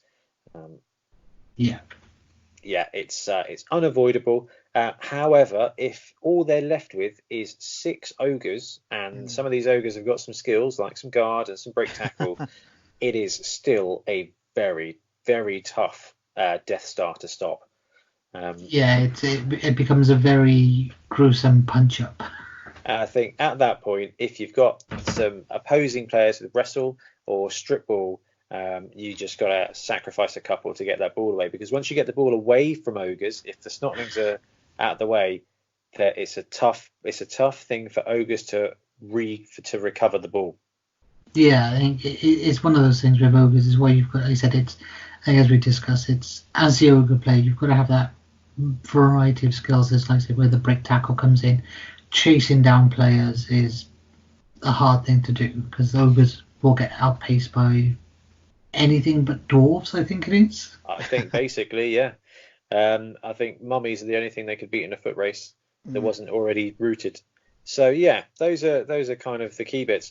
So the next bit to touch on with regards to ogres is some of your key inducements. So like I mentioned earlier, we're not going to go into all the star players because we'll do that when the spike comes out. But I think what would be your top inducement for the ogre team? I'd love to take Morg every time, but he's just too expensive. Yeah, I don't think we've ever seen him kind of in our league yet. I played against him. Rich ran him once with his humans against my Skaven, and it literally it was just me playing against Morg. Morg is not an entire team, but you know what? If you chuck Morg out there and he's got 5 or 6 strength 5 friends, I think that would be his place to shine. Come on, lads. I think, as we mentioned earlier, Bertha's a nice one if you want to think of keeping it in the theme of just the ogres. Yeah, we talked about Bertha a couple of weeks ago, Ian, didn't we, with regards to the fact they can be taken by the Zons. Yes, yeah, because we were comparing him to the new Lizardman Croc Star. Yeah, which you'd rather take for the Amazons. So Bertha Big Fist is 290, 6529, Bonehead, Break Tackle, Dodge, Mighty Blow, Thick Skull, Throw Teammate, Loner. So they're the big ogre. I mean, 290 is not bad for an inducement, and Break Tackle, Dodge with Strength 5 is getting you into most cages. At least with a kind of a good shot at it. Yeah, and as we did touch upon earlier, I said the defensive bonuses of having a Break Tackle, Dodge ogre as well as the offensive capabilities. It's just that cage dive inside of it. It's a touch up. Like I said, I've tried Bertha in a few tournaments, and she's an interesting one. But yeah, I mean, Sorry, no, go on. No, so it's a downside to it is that it's all of the ogre star players bar one still retain that bonehead rule. Whereas I think it's because there are so many of them. I don't think it'd be quite feasible rules wise to kind of strip them of bonehead. It's kind of what makes Morg Morg, though, isn't it? Yeah. Yeah. Now, I'm a huge fan of Brickfarth and Grotty. First of all, I think that they are underutilized in Chaos and Nurgle teams because 290k as an inducement for an ogre who comes with an Edge 4 goblin, I think just unlocks extra depth to your playstyle for those other two teams that people never really use. But for ogres, I couldn't wait to take him because actually Brickfarth, so this is 290. It comes with 2-star players. One is Grotty, which is an Edge 4 goblin, so 6247 with regular skills. And Brickfarth is Loner, Bonehead, Mighty Blow, Nerves of Steel, Strong Arm, Thick Skull, and Throw Teammate. So we're looking at 2+ passes for up to 6 squares in any direction, no matter what is occurring. And when he's not throwing stuff, was that a Welsh joke there, by the way? What's occurring? I didn't even pick that up. But yeah, I mean, he's anticipating the Gavin and Stacey special. Yes, yeah, I can't wait. Tiff is my fiance is so excited about that. Every Facebook meme ever coming up about that. It's just it's great. But yeah, this guy I've been really impressed with, and 290, you get your money's worth, I think. It's a definite yes.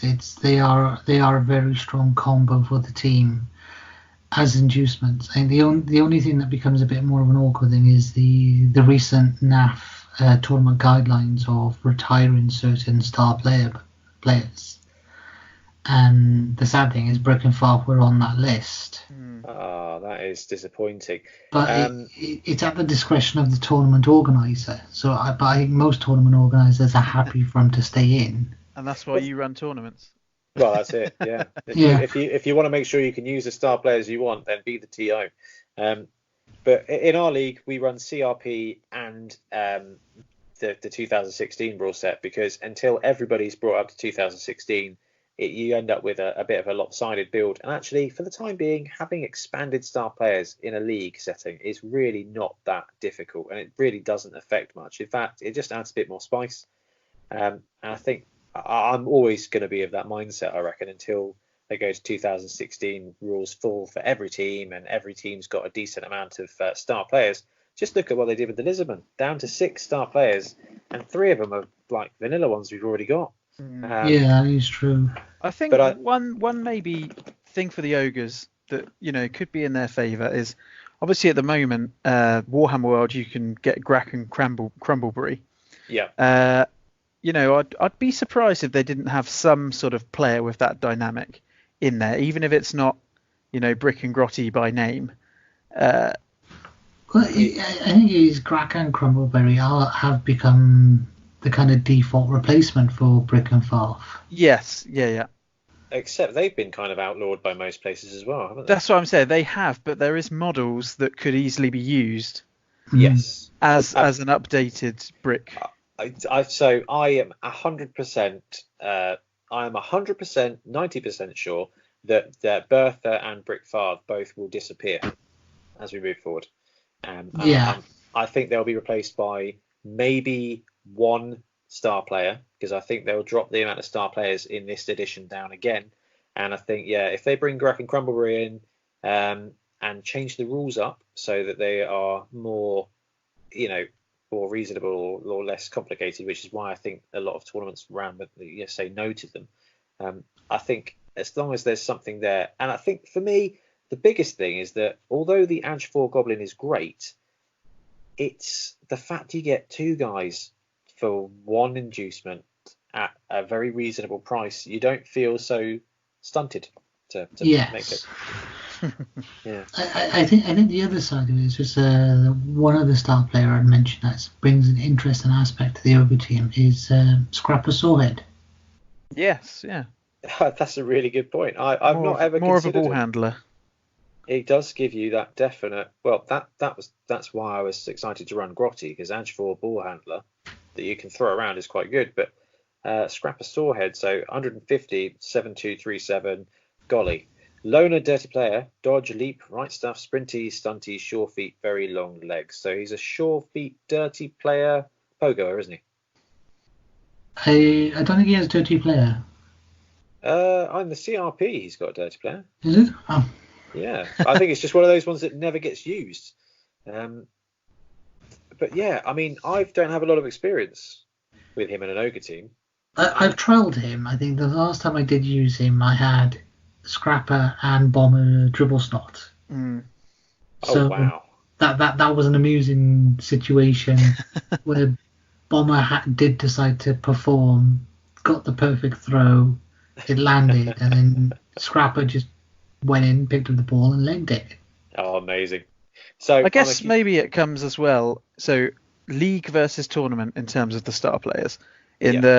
Obviously the players we just mentioned there can be quite SPP hogging in terms of if they're being used to carry the ball, score the touchdowns.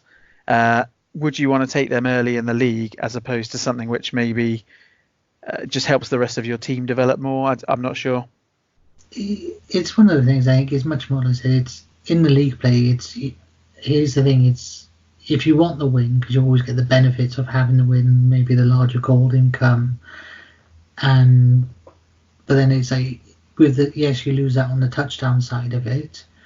But then if you're primarily focused on your ogres to do the bashing game and to get their SPPs that way, it means that your ogres are free to do that without having to worry about the ball so much. Yeah, good consideration. That's really true. I mean, at the end of the day, if you're going to win with ogres, okay, let me rephrase. If you're going to do well with ogres, you're only going to score 1 or 2 touchdowns. So losing those 3 SPPs is not as huge as it is for like an elf team or even a human team, where getting 2 or 3 touchdowns in a game can level up several of your guys straight off the bat. Your ogres, you're going to be lucky to get a touchdown with an ogre every game, and you know, like you just mentioned, like farming those casualties is the way forward with ogres. And winning with an ogre team gets to unlock your 5th ogre or your 3rd reroll. And then the win is more important than the touchdowns for developing the ogre team, I think. Yeah. And as because it's I don't know if your leagues tend to do it when it gets to reroll their winnings for the game. Yeah, if you win. I think most leagues tend to do that, whereas there's a few that do, like you said, a +1 for winning. And I said that win. I said it's just that money boost to get what you need quicker. Yeah, because once ogres hit 1500 TV, they are very good. They're a decent team. You know, you can't. It's not They're like far more competent. Yeah, exactly. It's not like halflings and goblins that as your TV goes up, you've only got 2 or maybe 3 players that you really want to level up. On the ogre team, you're going to end up with 6 players you want to level up, and those level ups very rarely go away. So, you know, with the halflings, you've got a couple of key players you want to level and your trees, but the rest of them are chaff and they don't count. But with the ogre team, more than half your team, when you get there, is going to be big players that you're going to want to develop. So they get better at mid range, I think, than any of the other stunty teams, which brings them into contention. I mean, you know, I got to play my 1200 ogres against 1500 orcs, and it felt a really good game, and I'm you know, that surprised me. There is one thing I was curious about. I haven't tried it yet myself. Have either of you guys tried the halfling, the hot pot wizard for ogres? Oh no, not the new not one. yet. No, it looks fun, but we don't actually have a halfling player in our league just yet. I think Lewis has run a game with my chaoslings, but that was a brand new team. So no, we've not. No one's had an opportunity to take the hot pot yet. Because it's one of the things that I say. Obviously, I did see that was viable for ogres, but I just don't know if it'd quite do the job. I mean, you know, the bomber's great fun, and I can see that wizards will be just as useful with an ogre team as, you know, any other non-edge ball team. So I think you know, having a half price, very random fireball, you know, it can only make things more horrific for the enemy, and that's where we want to be. I think it puts them into that kind of extra random, because currently, you know, you are very at the mercy of the bonehead rolls, and actually, if it all comes together, you can really smash. And it'll be the same with the wizard, won't it? And that if that comes together, great, it's going to open it up. But it's another opportunity where it could completely flop. Yeah, but I think that's part of the fun of it. Exactly, that's what I mean. It just pushes them that extra level of random. just a crazy. So let's quickly talk about key builds, not necessarily key builds, but key points for tournaments, because I think you both mentioned this now, that running ogres in a league, you start, and you brew up and you're not there. But actually, if you go into a tournament, especially with something like the World Cup build, or, I'm not sure how well they played out in the ATV build, but any notes for people wanting to take ogres to a tourney? It's you take ogres for the lols. I agree. That is it for tournaments. It's you can have some really random, funny moments, but there's also the slight negatives on it, because obviously it's still ogres. But I think it's tournaments. It's where I see it. You go the 6 ogre build if you can, and if you've got easy access to star players, chuck them in. Definite good fun. I think one of the tournaments I did in July, you had to take a star player, so I had 7 ogres on the pitch. Oh wow, that must have been a bit too many. No, just about okay. Was one of them Morg, or was this? No, it was Bertha. Oh right, wow, okay. Oh, that's just carnage. I can say, when I ran ogres at Birmingham, I think it was only 1100 builds, so I didn't get a big star in, but I did take the bomber, and I got to use those skills to make my ogres, quite a decent threat. And bomber was just in there to spend a bit of spare cash just to throw a bit of disarray. But they, you get to the 1200 build, and if you get to choose your skills, and let's face it, with them being tier 3 or 4, depending on your rule set, you're going to get doubles, which means you're generally going to be able to run a few ogres with block. And as soon as you start, and that is a huge edge, because in league, you're brewing a team and you're hoping for block. In tournament, you get to build, you get to choose, and I think it does give them that extra 10% of, so it takes them up to like a 20% chance of winning instead of a 10, and that's just, it's just quite almost competitive. You know what though? Now you've said about Scrapper, I'm really ticking him over actually, because he will offer a lot in the tournament build, I think. Because just having that movement 7, it does. Leap, dodge, it gives you a real explosive chance of scoring and catching people off the guard. other side of it, it's very explosive. But it's with ogres. Any star player you put on the pitch becomes a massive target. Mm. I think obviously the Brick Farf combo, Farf is a bit more easier to protect because he tends to take close to the ogres in the middle of a cage, and ultimately you've still got an ogre even if you get him off. Yeah, and he's always surrounded by some form of guard. I think Scrapper, I love the idea of it, but I think in a tournament he can become isolated too fast. Mm. Yeah, because he's so much faster than that team as he's going over players and he's going past them. But you're quite right, and it does give you that extra reliability of just taking a bit more vanilla with your Neapolitan. Yeah. And I like it. Cool. So I think that basically wraps it up for Bonehead Basics. Is there anything you guys wanted to mention before we move on? I guess the only thing was, obviously we have got the new teams coming out. So I'm just interested, Sabeel, what models are you using at the moment? I'm to be honest, a lot of my teams that don't use Games Workshop models. Well, no, that's the interesting discussion because I've seen so many ogre teams out there. Yeah, I think with mine, I think because the good thing that no one else I've seen has gone with what I went. I went with the Horde's Legion of Everblight. So for the ogres, I've got the Blighted Warmongers, which are basically just corrupted chaos ogres. Mm. But then for my snotlings, I went with a mixture of the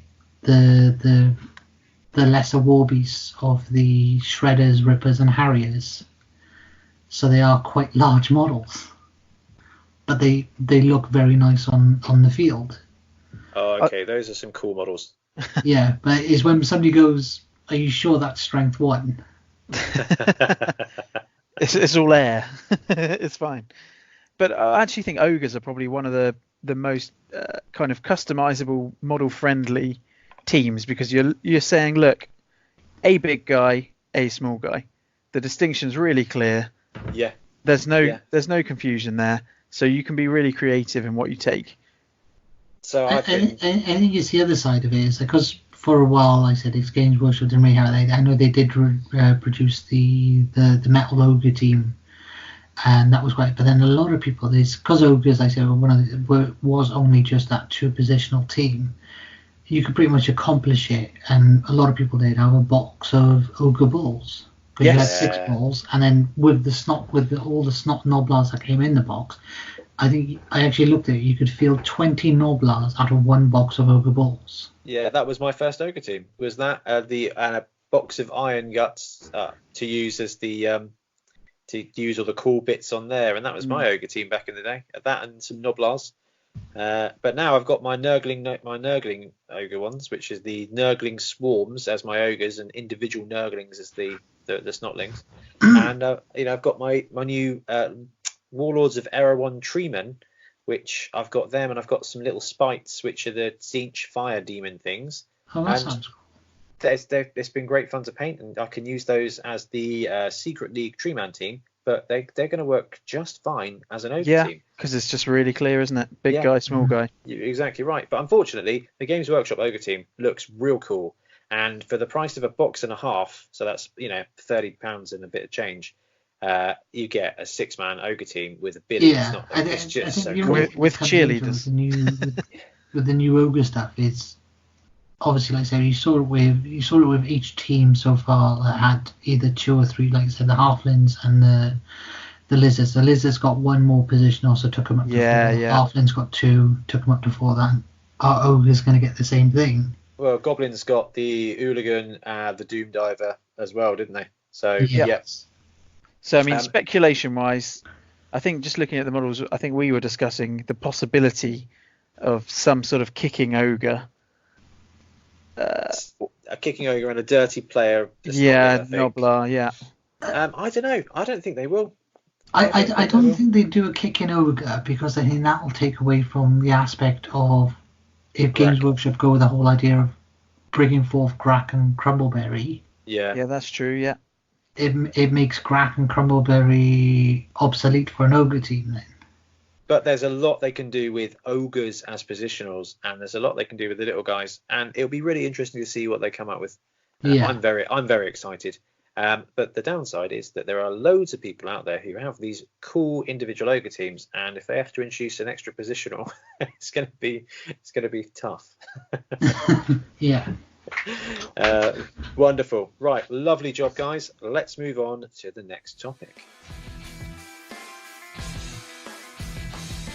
For our second topic, we're going to be having a quick discussion on tournament series.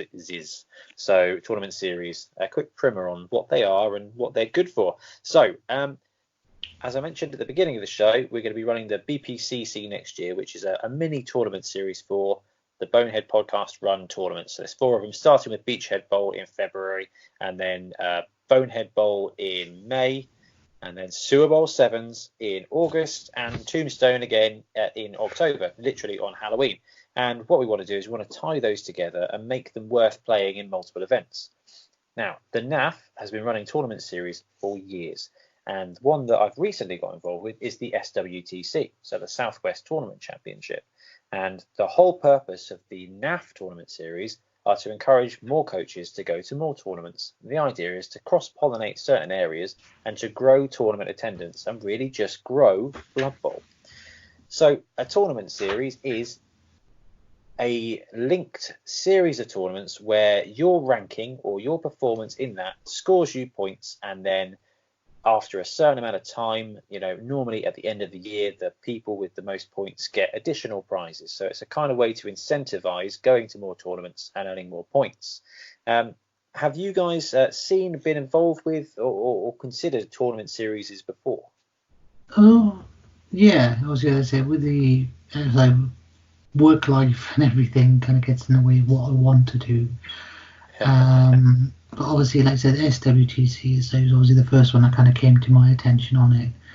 And the one thing I've looked at it, I've just seen out is it hasn't been a consistent of the same person winning it, like you normally tend to see with some tournaments. it's tend to see consistently top people with the series because different people go to different ones, different performances happen. And I think the one thing that's been good about the SWC is that you have had someone different win it each year. You mean Hawkers let other people win it? You mean? Is that? But I think it's just maybe like some years he hasn't gone to as many. But I think the last couple of tournaments he's gone to this year, he's been having fun with halflings. Yeah, I feel like he's going for stunty this year. He's been doing well with halflings. I'll give him that. Not as well as you. I believe he came one place lower than you at Foodbowl. Yeah, I think it was my slight error on score. I'd put my thing in wrong, so obviously we corrected it. But I was like, he can have the trophy. He had it on the day. It's his. Well, that's good. That bodes well for you. So, Ian, not necessarily in Blood Bowl, but in AOS or anything, have you ever considered or heard about tournament series? Yeah, I've heard of a few series going on. One I believe is called the Justice series. Amazing. Yeah, I think they're guys based up.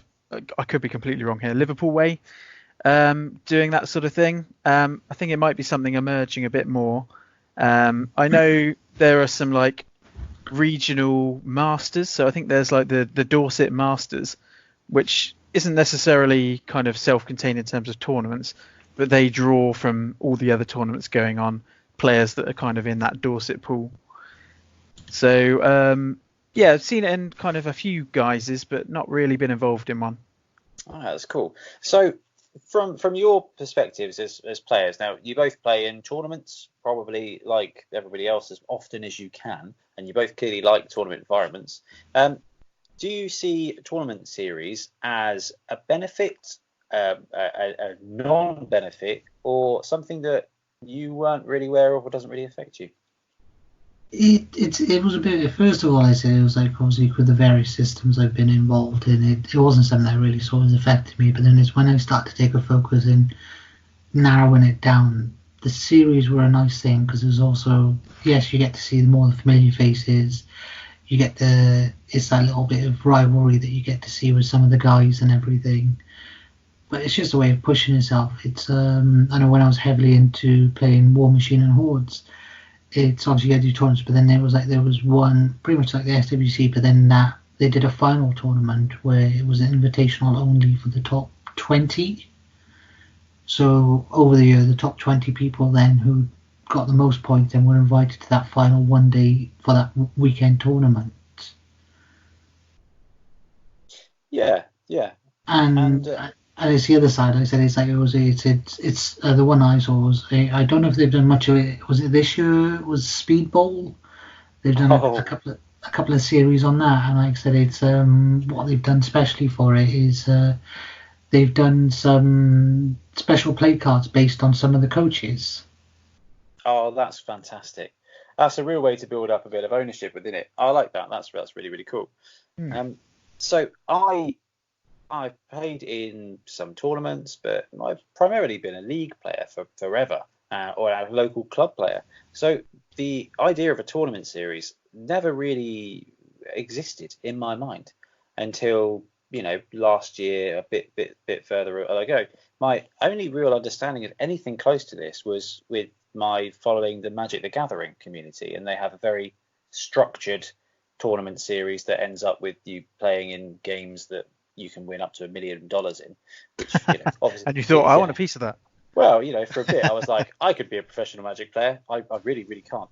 But but the idea that you go and you play games and you've got those two different types of players. You've got the casuals that will, earn a little bit of something like, hey, cool, I'm on the leaderboard. That's pretty cool. Or the guys who grind, which creates a little bit more purpose to something. Now, I'm always a fan of making things feel important. So adding that bit of value to whatever it is, whether it's a task, whether it's a job, whether it's, the climate you work in, or whether it's your hobby, adding something extra just gets that buy-in and helps that community have a bit more reality to it. Now, Ian, you'll know this from shopping in the Games Workshop in Southampton.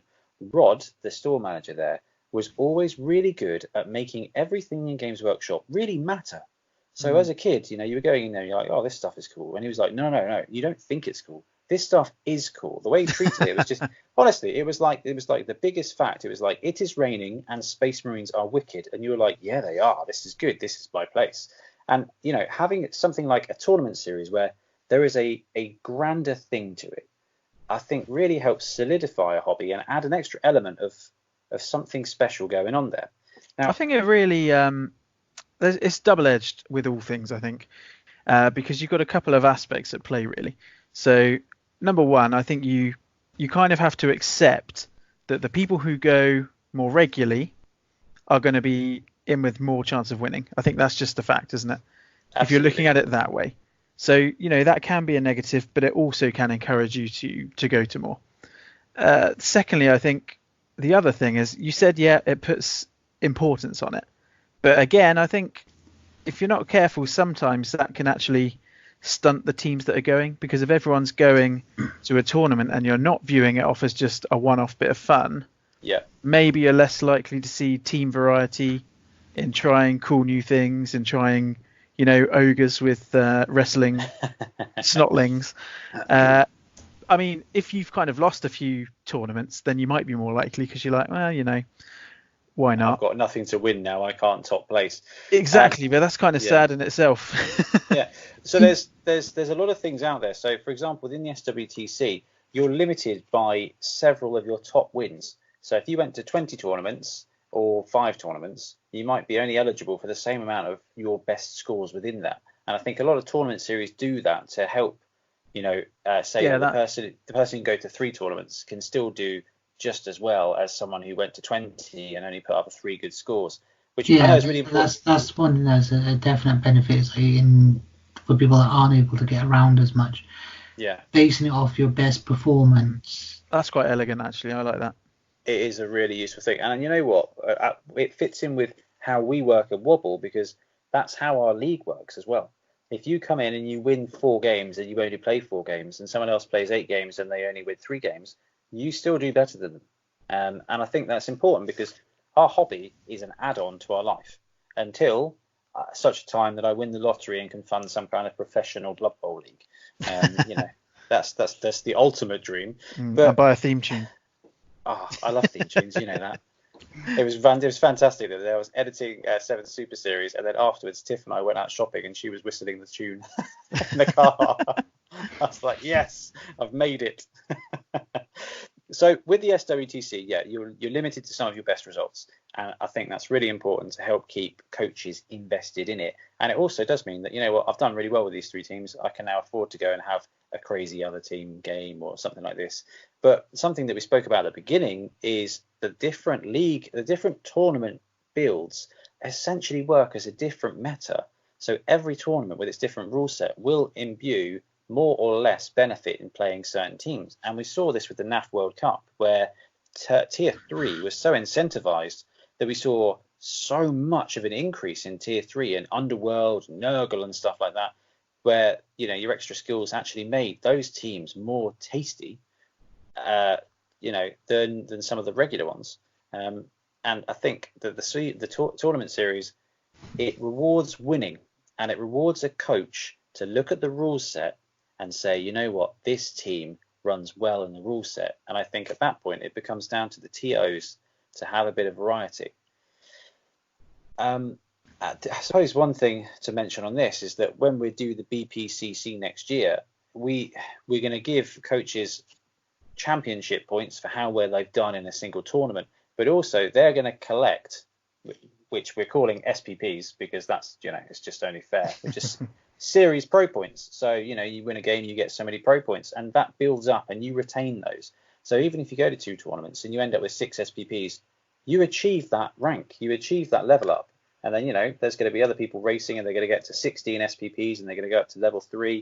And we're going to reward those levels outside of individual tournament appearances.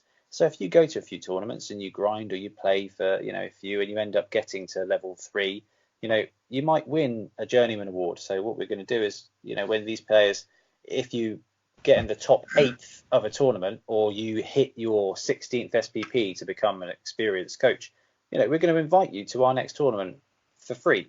as long as you sort of say, yeah, book me in, because we want to encourage people to just keep playing. And it's just going to be about winning and attending, because we want more people to come to more events and just make Blood Bowl an environment that is all about playing a load of games. And I think that's, for me, the most important thing in the tournament series is the fact that they should be encouraging additional attendance. And with more attendance comes better prizes. But also, it comes with better opportunities to do things in the community, like with Foodbowl. And actually, you know, it's part of the SWTC. It was a great decision for it to be part of the SWTC. And even if you only got an extra 3 or 4 players there because, you know, oh, it's in the SWTC, fantastic. First of all, it raises visibility of tournaments. But secondly, yeah, it will bring a couple of extra guys to a tournament. And that's extra money for either prizes, which makes the event better, or, you know, for example, charitable donations. Yeah, I think it is one thing. The one thing I did find interesting was like the charity aspect was one thing that kind of pulled a couple of more extra people in. But it's one thing that a lot of the guys at local said, it's for Blood Bowl, half of the people that were there weren't our regular tournament players. Yeah. And all these guys, like I said, it was much more people that kind of come into it that started playing. We had guys from up the Rhondda Valleys that come in. We had guys from Gloucester who none of us had ever really seen at tournaments before. But they've been registered with the NAF for a long time, and they obviously they went to different tournaments. But it's creating those links with tournaments on a variety of different things. They said my main thing. People say, "Oh, why'd you go to a tournament?" And people say, "Oh, do you go to just win?" And I said to him, "Winning would be nice. It's always a nice thing." I think in all the tournaments I've been to, the only one I won was the first Christmas Chainsaw Massacre one. Oh, well done. Yeah, that was the first one I won. But I go to it. It's the social side of it. I went to my first NAF Champs 2 years ago. I wasn't able to go to last year or next year. I'm not able to go, unfortunately. But I went and I got to meet so many faces of people that I'd only just been talking to online or occasionally speak to. And it's that you get to meet up, you have a laugh, you meet a lot of new faces. And that's the whole thing of this community. Yes, it's winning is a nice thing, playing the games, but the key thing it's meeting new people. Being in that community. Yeah, building a community. And the other side of it, it's with the tournament circuit, I know, like currently, since I've taken more of an interest in it, it's the guys with the Wales where have been helping develop that. Like I said, by running the league, we're pulling in more players. We're developing a pool of Welsh Blood Bowl players for the purpose of Eurobowl and everything. Yeah, exactly. And a lot of the guys from where the Carnage Cup was run, essentially the North Wales guys, they're normally a bit more high stake, but that's like a bridge where we always have some guys who think it's last year. I think we probably had about a dozen guys that went up. This year, not as many were able to go. Yeah. But I think still about 5 or 6 of us went. And it's just to kind of create those links and just to kind of, I say, because it's the sad thing about it. Like I said last year of all, it's everyone's starting to get annoyed of just England winning.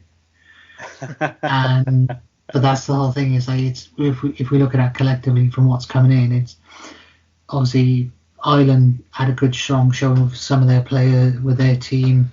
Wales did quite well, did their best performance. Scotland were a bit unlucky on some of their matchups. But it's, like I said, you see that development of players coming in, and it's good for essentially the health of it, of the game. Yeah. Keeps things competitive, fresh, but it's also still that friendly banter that comes in. And that's part of the extra sort of publicity of it as well. So first, before I move on to the next point, is I'm a quarter Welsh. Is that enough to be part of the crew, or am I still an Englander? It's a bit of an awkward one, that one is, because it's on the NAF website you registered as English or. I think I am, yes. Yeah, because obviously it's that unless you were to change one, it's a bit of a weird one because the criteria for it it's either having lived in Wales or having a descendant of being Welsh. Yeah. As I say, Andy Dabble for us, I think his grandmother was Welsh. I think it is. Yes, as was mine or my grandfather on my That's dad's all right. side, one of the Just two. change your But icon for the day and but you'll be but fine. the other Yeah. side of it, if you've never played for the England team for Eurobowl, that's a potential. Let's say if you did want to, like I said, to possibly be picked for a national team. And it's like Yeah. you see it in international sports all over the place. Someone, like I said, it's like I'll use the England rugby team for example. There are a couple of guys that could have been playing for New Yes. Zealand but never got picked, but True. had English heritage and went for that. Yeah, absolutely. So my next point with regards to tournament series, and this is something that I would like to start pushing. I took over looking after curating the SWTC very shortly before the first event started to roll out.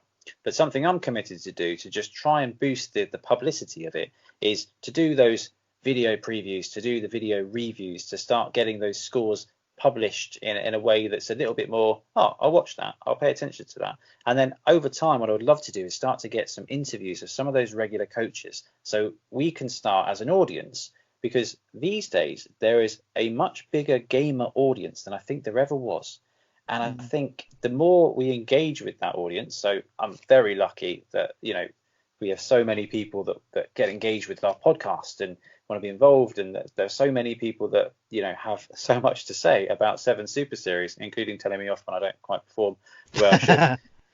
But there is that appetite for there, because you know what, those guys who can't get to a club and play those games, they might have half an hour while they're painting to watch something and take an interest. And if they can't attend the tournaments, they might still want to spend some time learning about the builds and start, because let's face it, as a wargamer, one of the best things to do is to brew up lists. And it's no different for Blood Bowl. It's, you know what? If I could take a team that was only linemen, but I had 12 skills to give, what would I take? What would be the best brew for that? Yeah. And the ATV was a great topic because actually it's a different build. Oh, what could I run? And I did that quick video preview for Foodbowl, and there were some people who either messaged me or posted on the actual YouTube video and were like, you know what, this would be a good team in this build. How does this go? So when I finally get round to finishing off the review videos for that and for the North Wales Carnage Cup, it'll be about, these are the lists that got taken, and these are the guys who did really well, and this is how the standings are now. Well, Next if you tournament's want, going I to be can this. send you all the rosters that were sent to me for the purpose of it, so you can have a flick. Oh my goodness, that would be amazing. That would be absolutely fantastic. Yeah, that'd be great. Yeah, I think the only unfortunate, there was one roster I didn't check properly, and there was an error on that. But then it was in the first game we noticed it, so we managed to rectify it quickly. Yeah, hey, that happens to all of them, I think. It happens in most tournaments. Someone tries to sneak something through. No, Yeah, it was my fault because I didn't check it correctly. I think that's definitely an aspect that, yeah, community-wise, people are really interested in. Looking at the kind of tournament meta, as it were, Yeah. and getting some of those list breakdowns, and then having the discussion with some of those winners, and maybe getting some of the reasoning behind it. Because I think it's easy to kind of net list, as it were, but Yeah. just getting people's, because even if a team wins, just being able to talk to that winning player and say, is there anything that didn't work for you that you would change?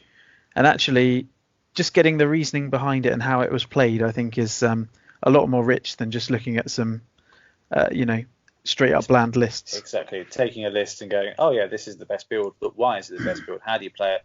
And I think it's just an element of the hobby that I think is currently untapped, and I think is actually really great fun to participate in. So before we wrap up, are there any downsides you guys can think of for tournament series?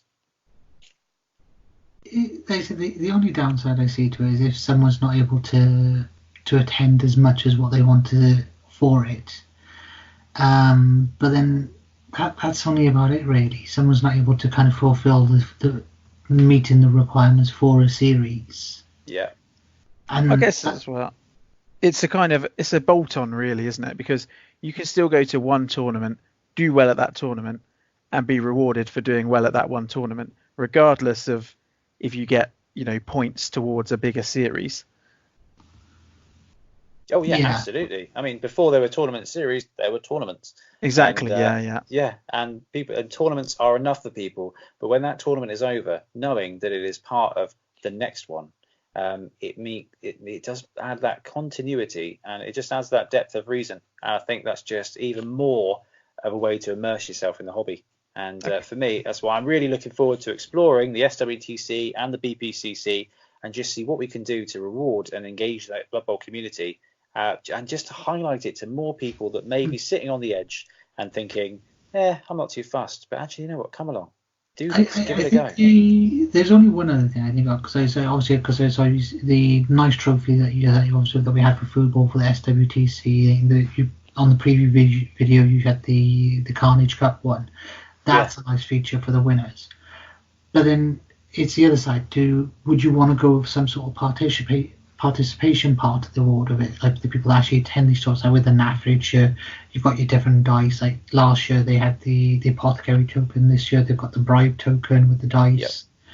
Yep. Would that be something to maybe do for tournaments? But then it's tailoring it for that. It's having that forward knowledge for which tournaments are running.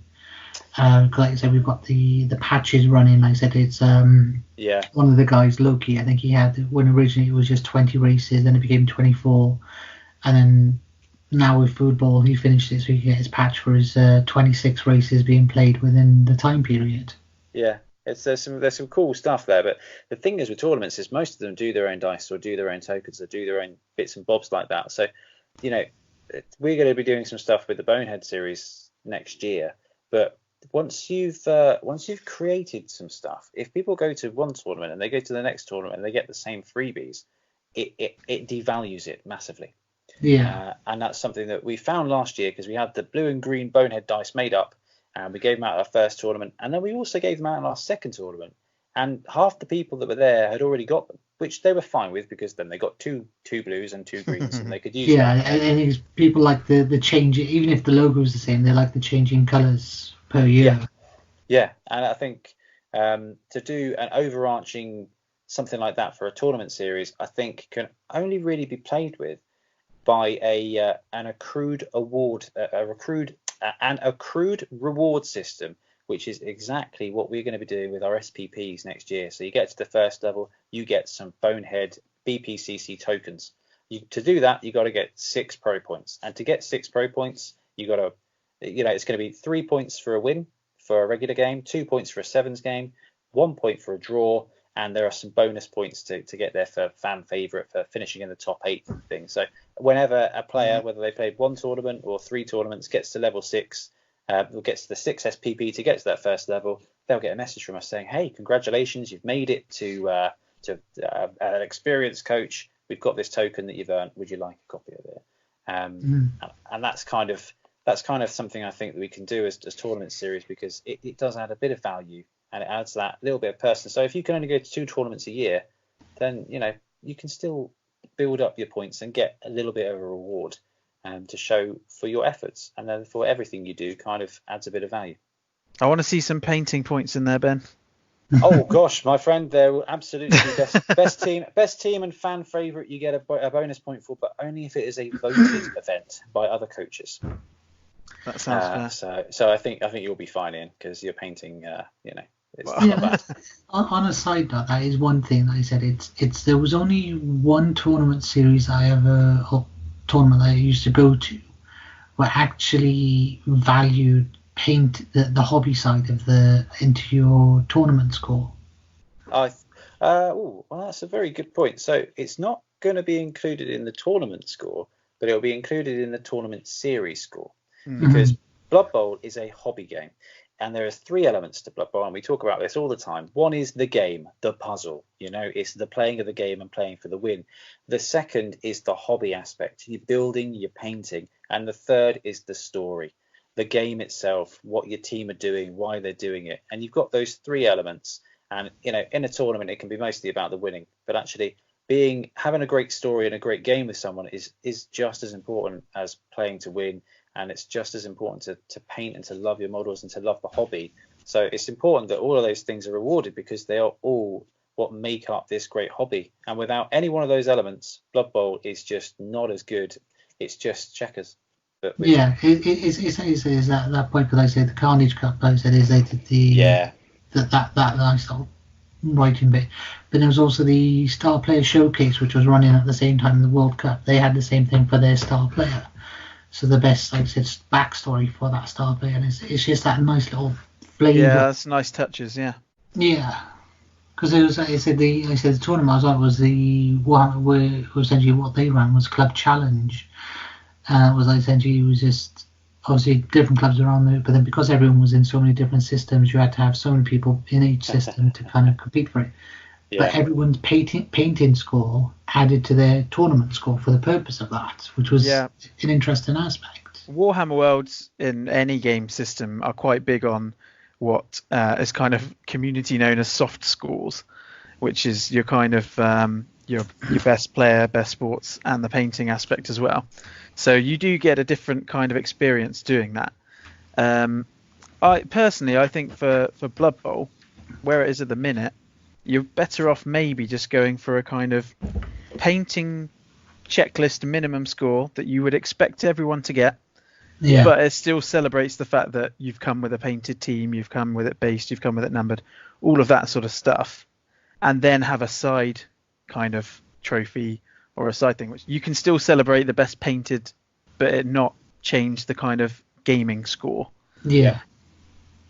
So it's definitely one to decide what kind of event you want to run. Do you want to do you want to celebrate the best player, or do you want to celebrate the best overall kind of hobbyist? I think it's the way you keep the most people happy, in my experience, is that you keep the gaming about the gaming, but you still celebrate the other stuff to the side. Yeah. Personally, okay. I mean, obviously everyone has different views on that. Yeah. That's cool. Right. Okay, guys, is there anything else you want to touch on with regards to chewing the fat on tournament series? Nothing else I can think of. I think I've chewed a lot of the fats. So well, that's absolutely brilliant. Well, I just want to thank you both again for joining me and for having a good chat about a bunch of topics. And thank you both very much for your time, and everybody out there who is listening, thank you ever so much for joining us, and hopefully we'll see you in the next episode. Thanks, everyone.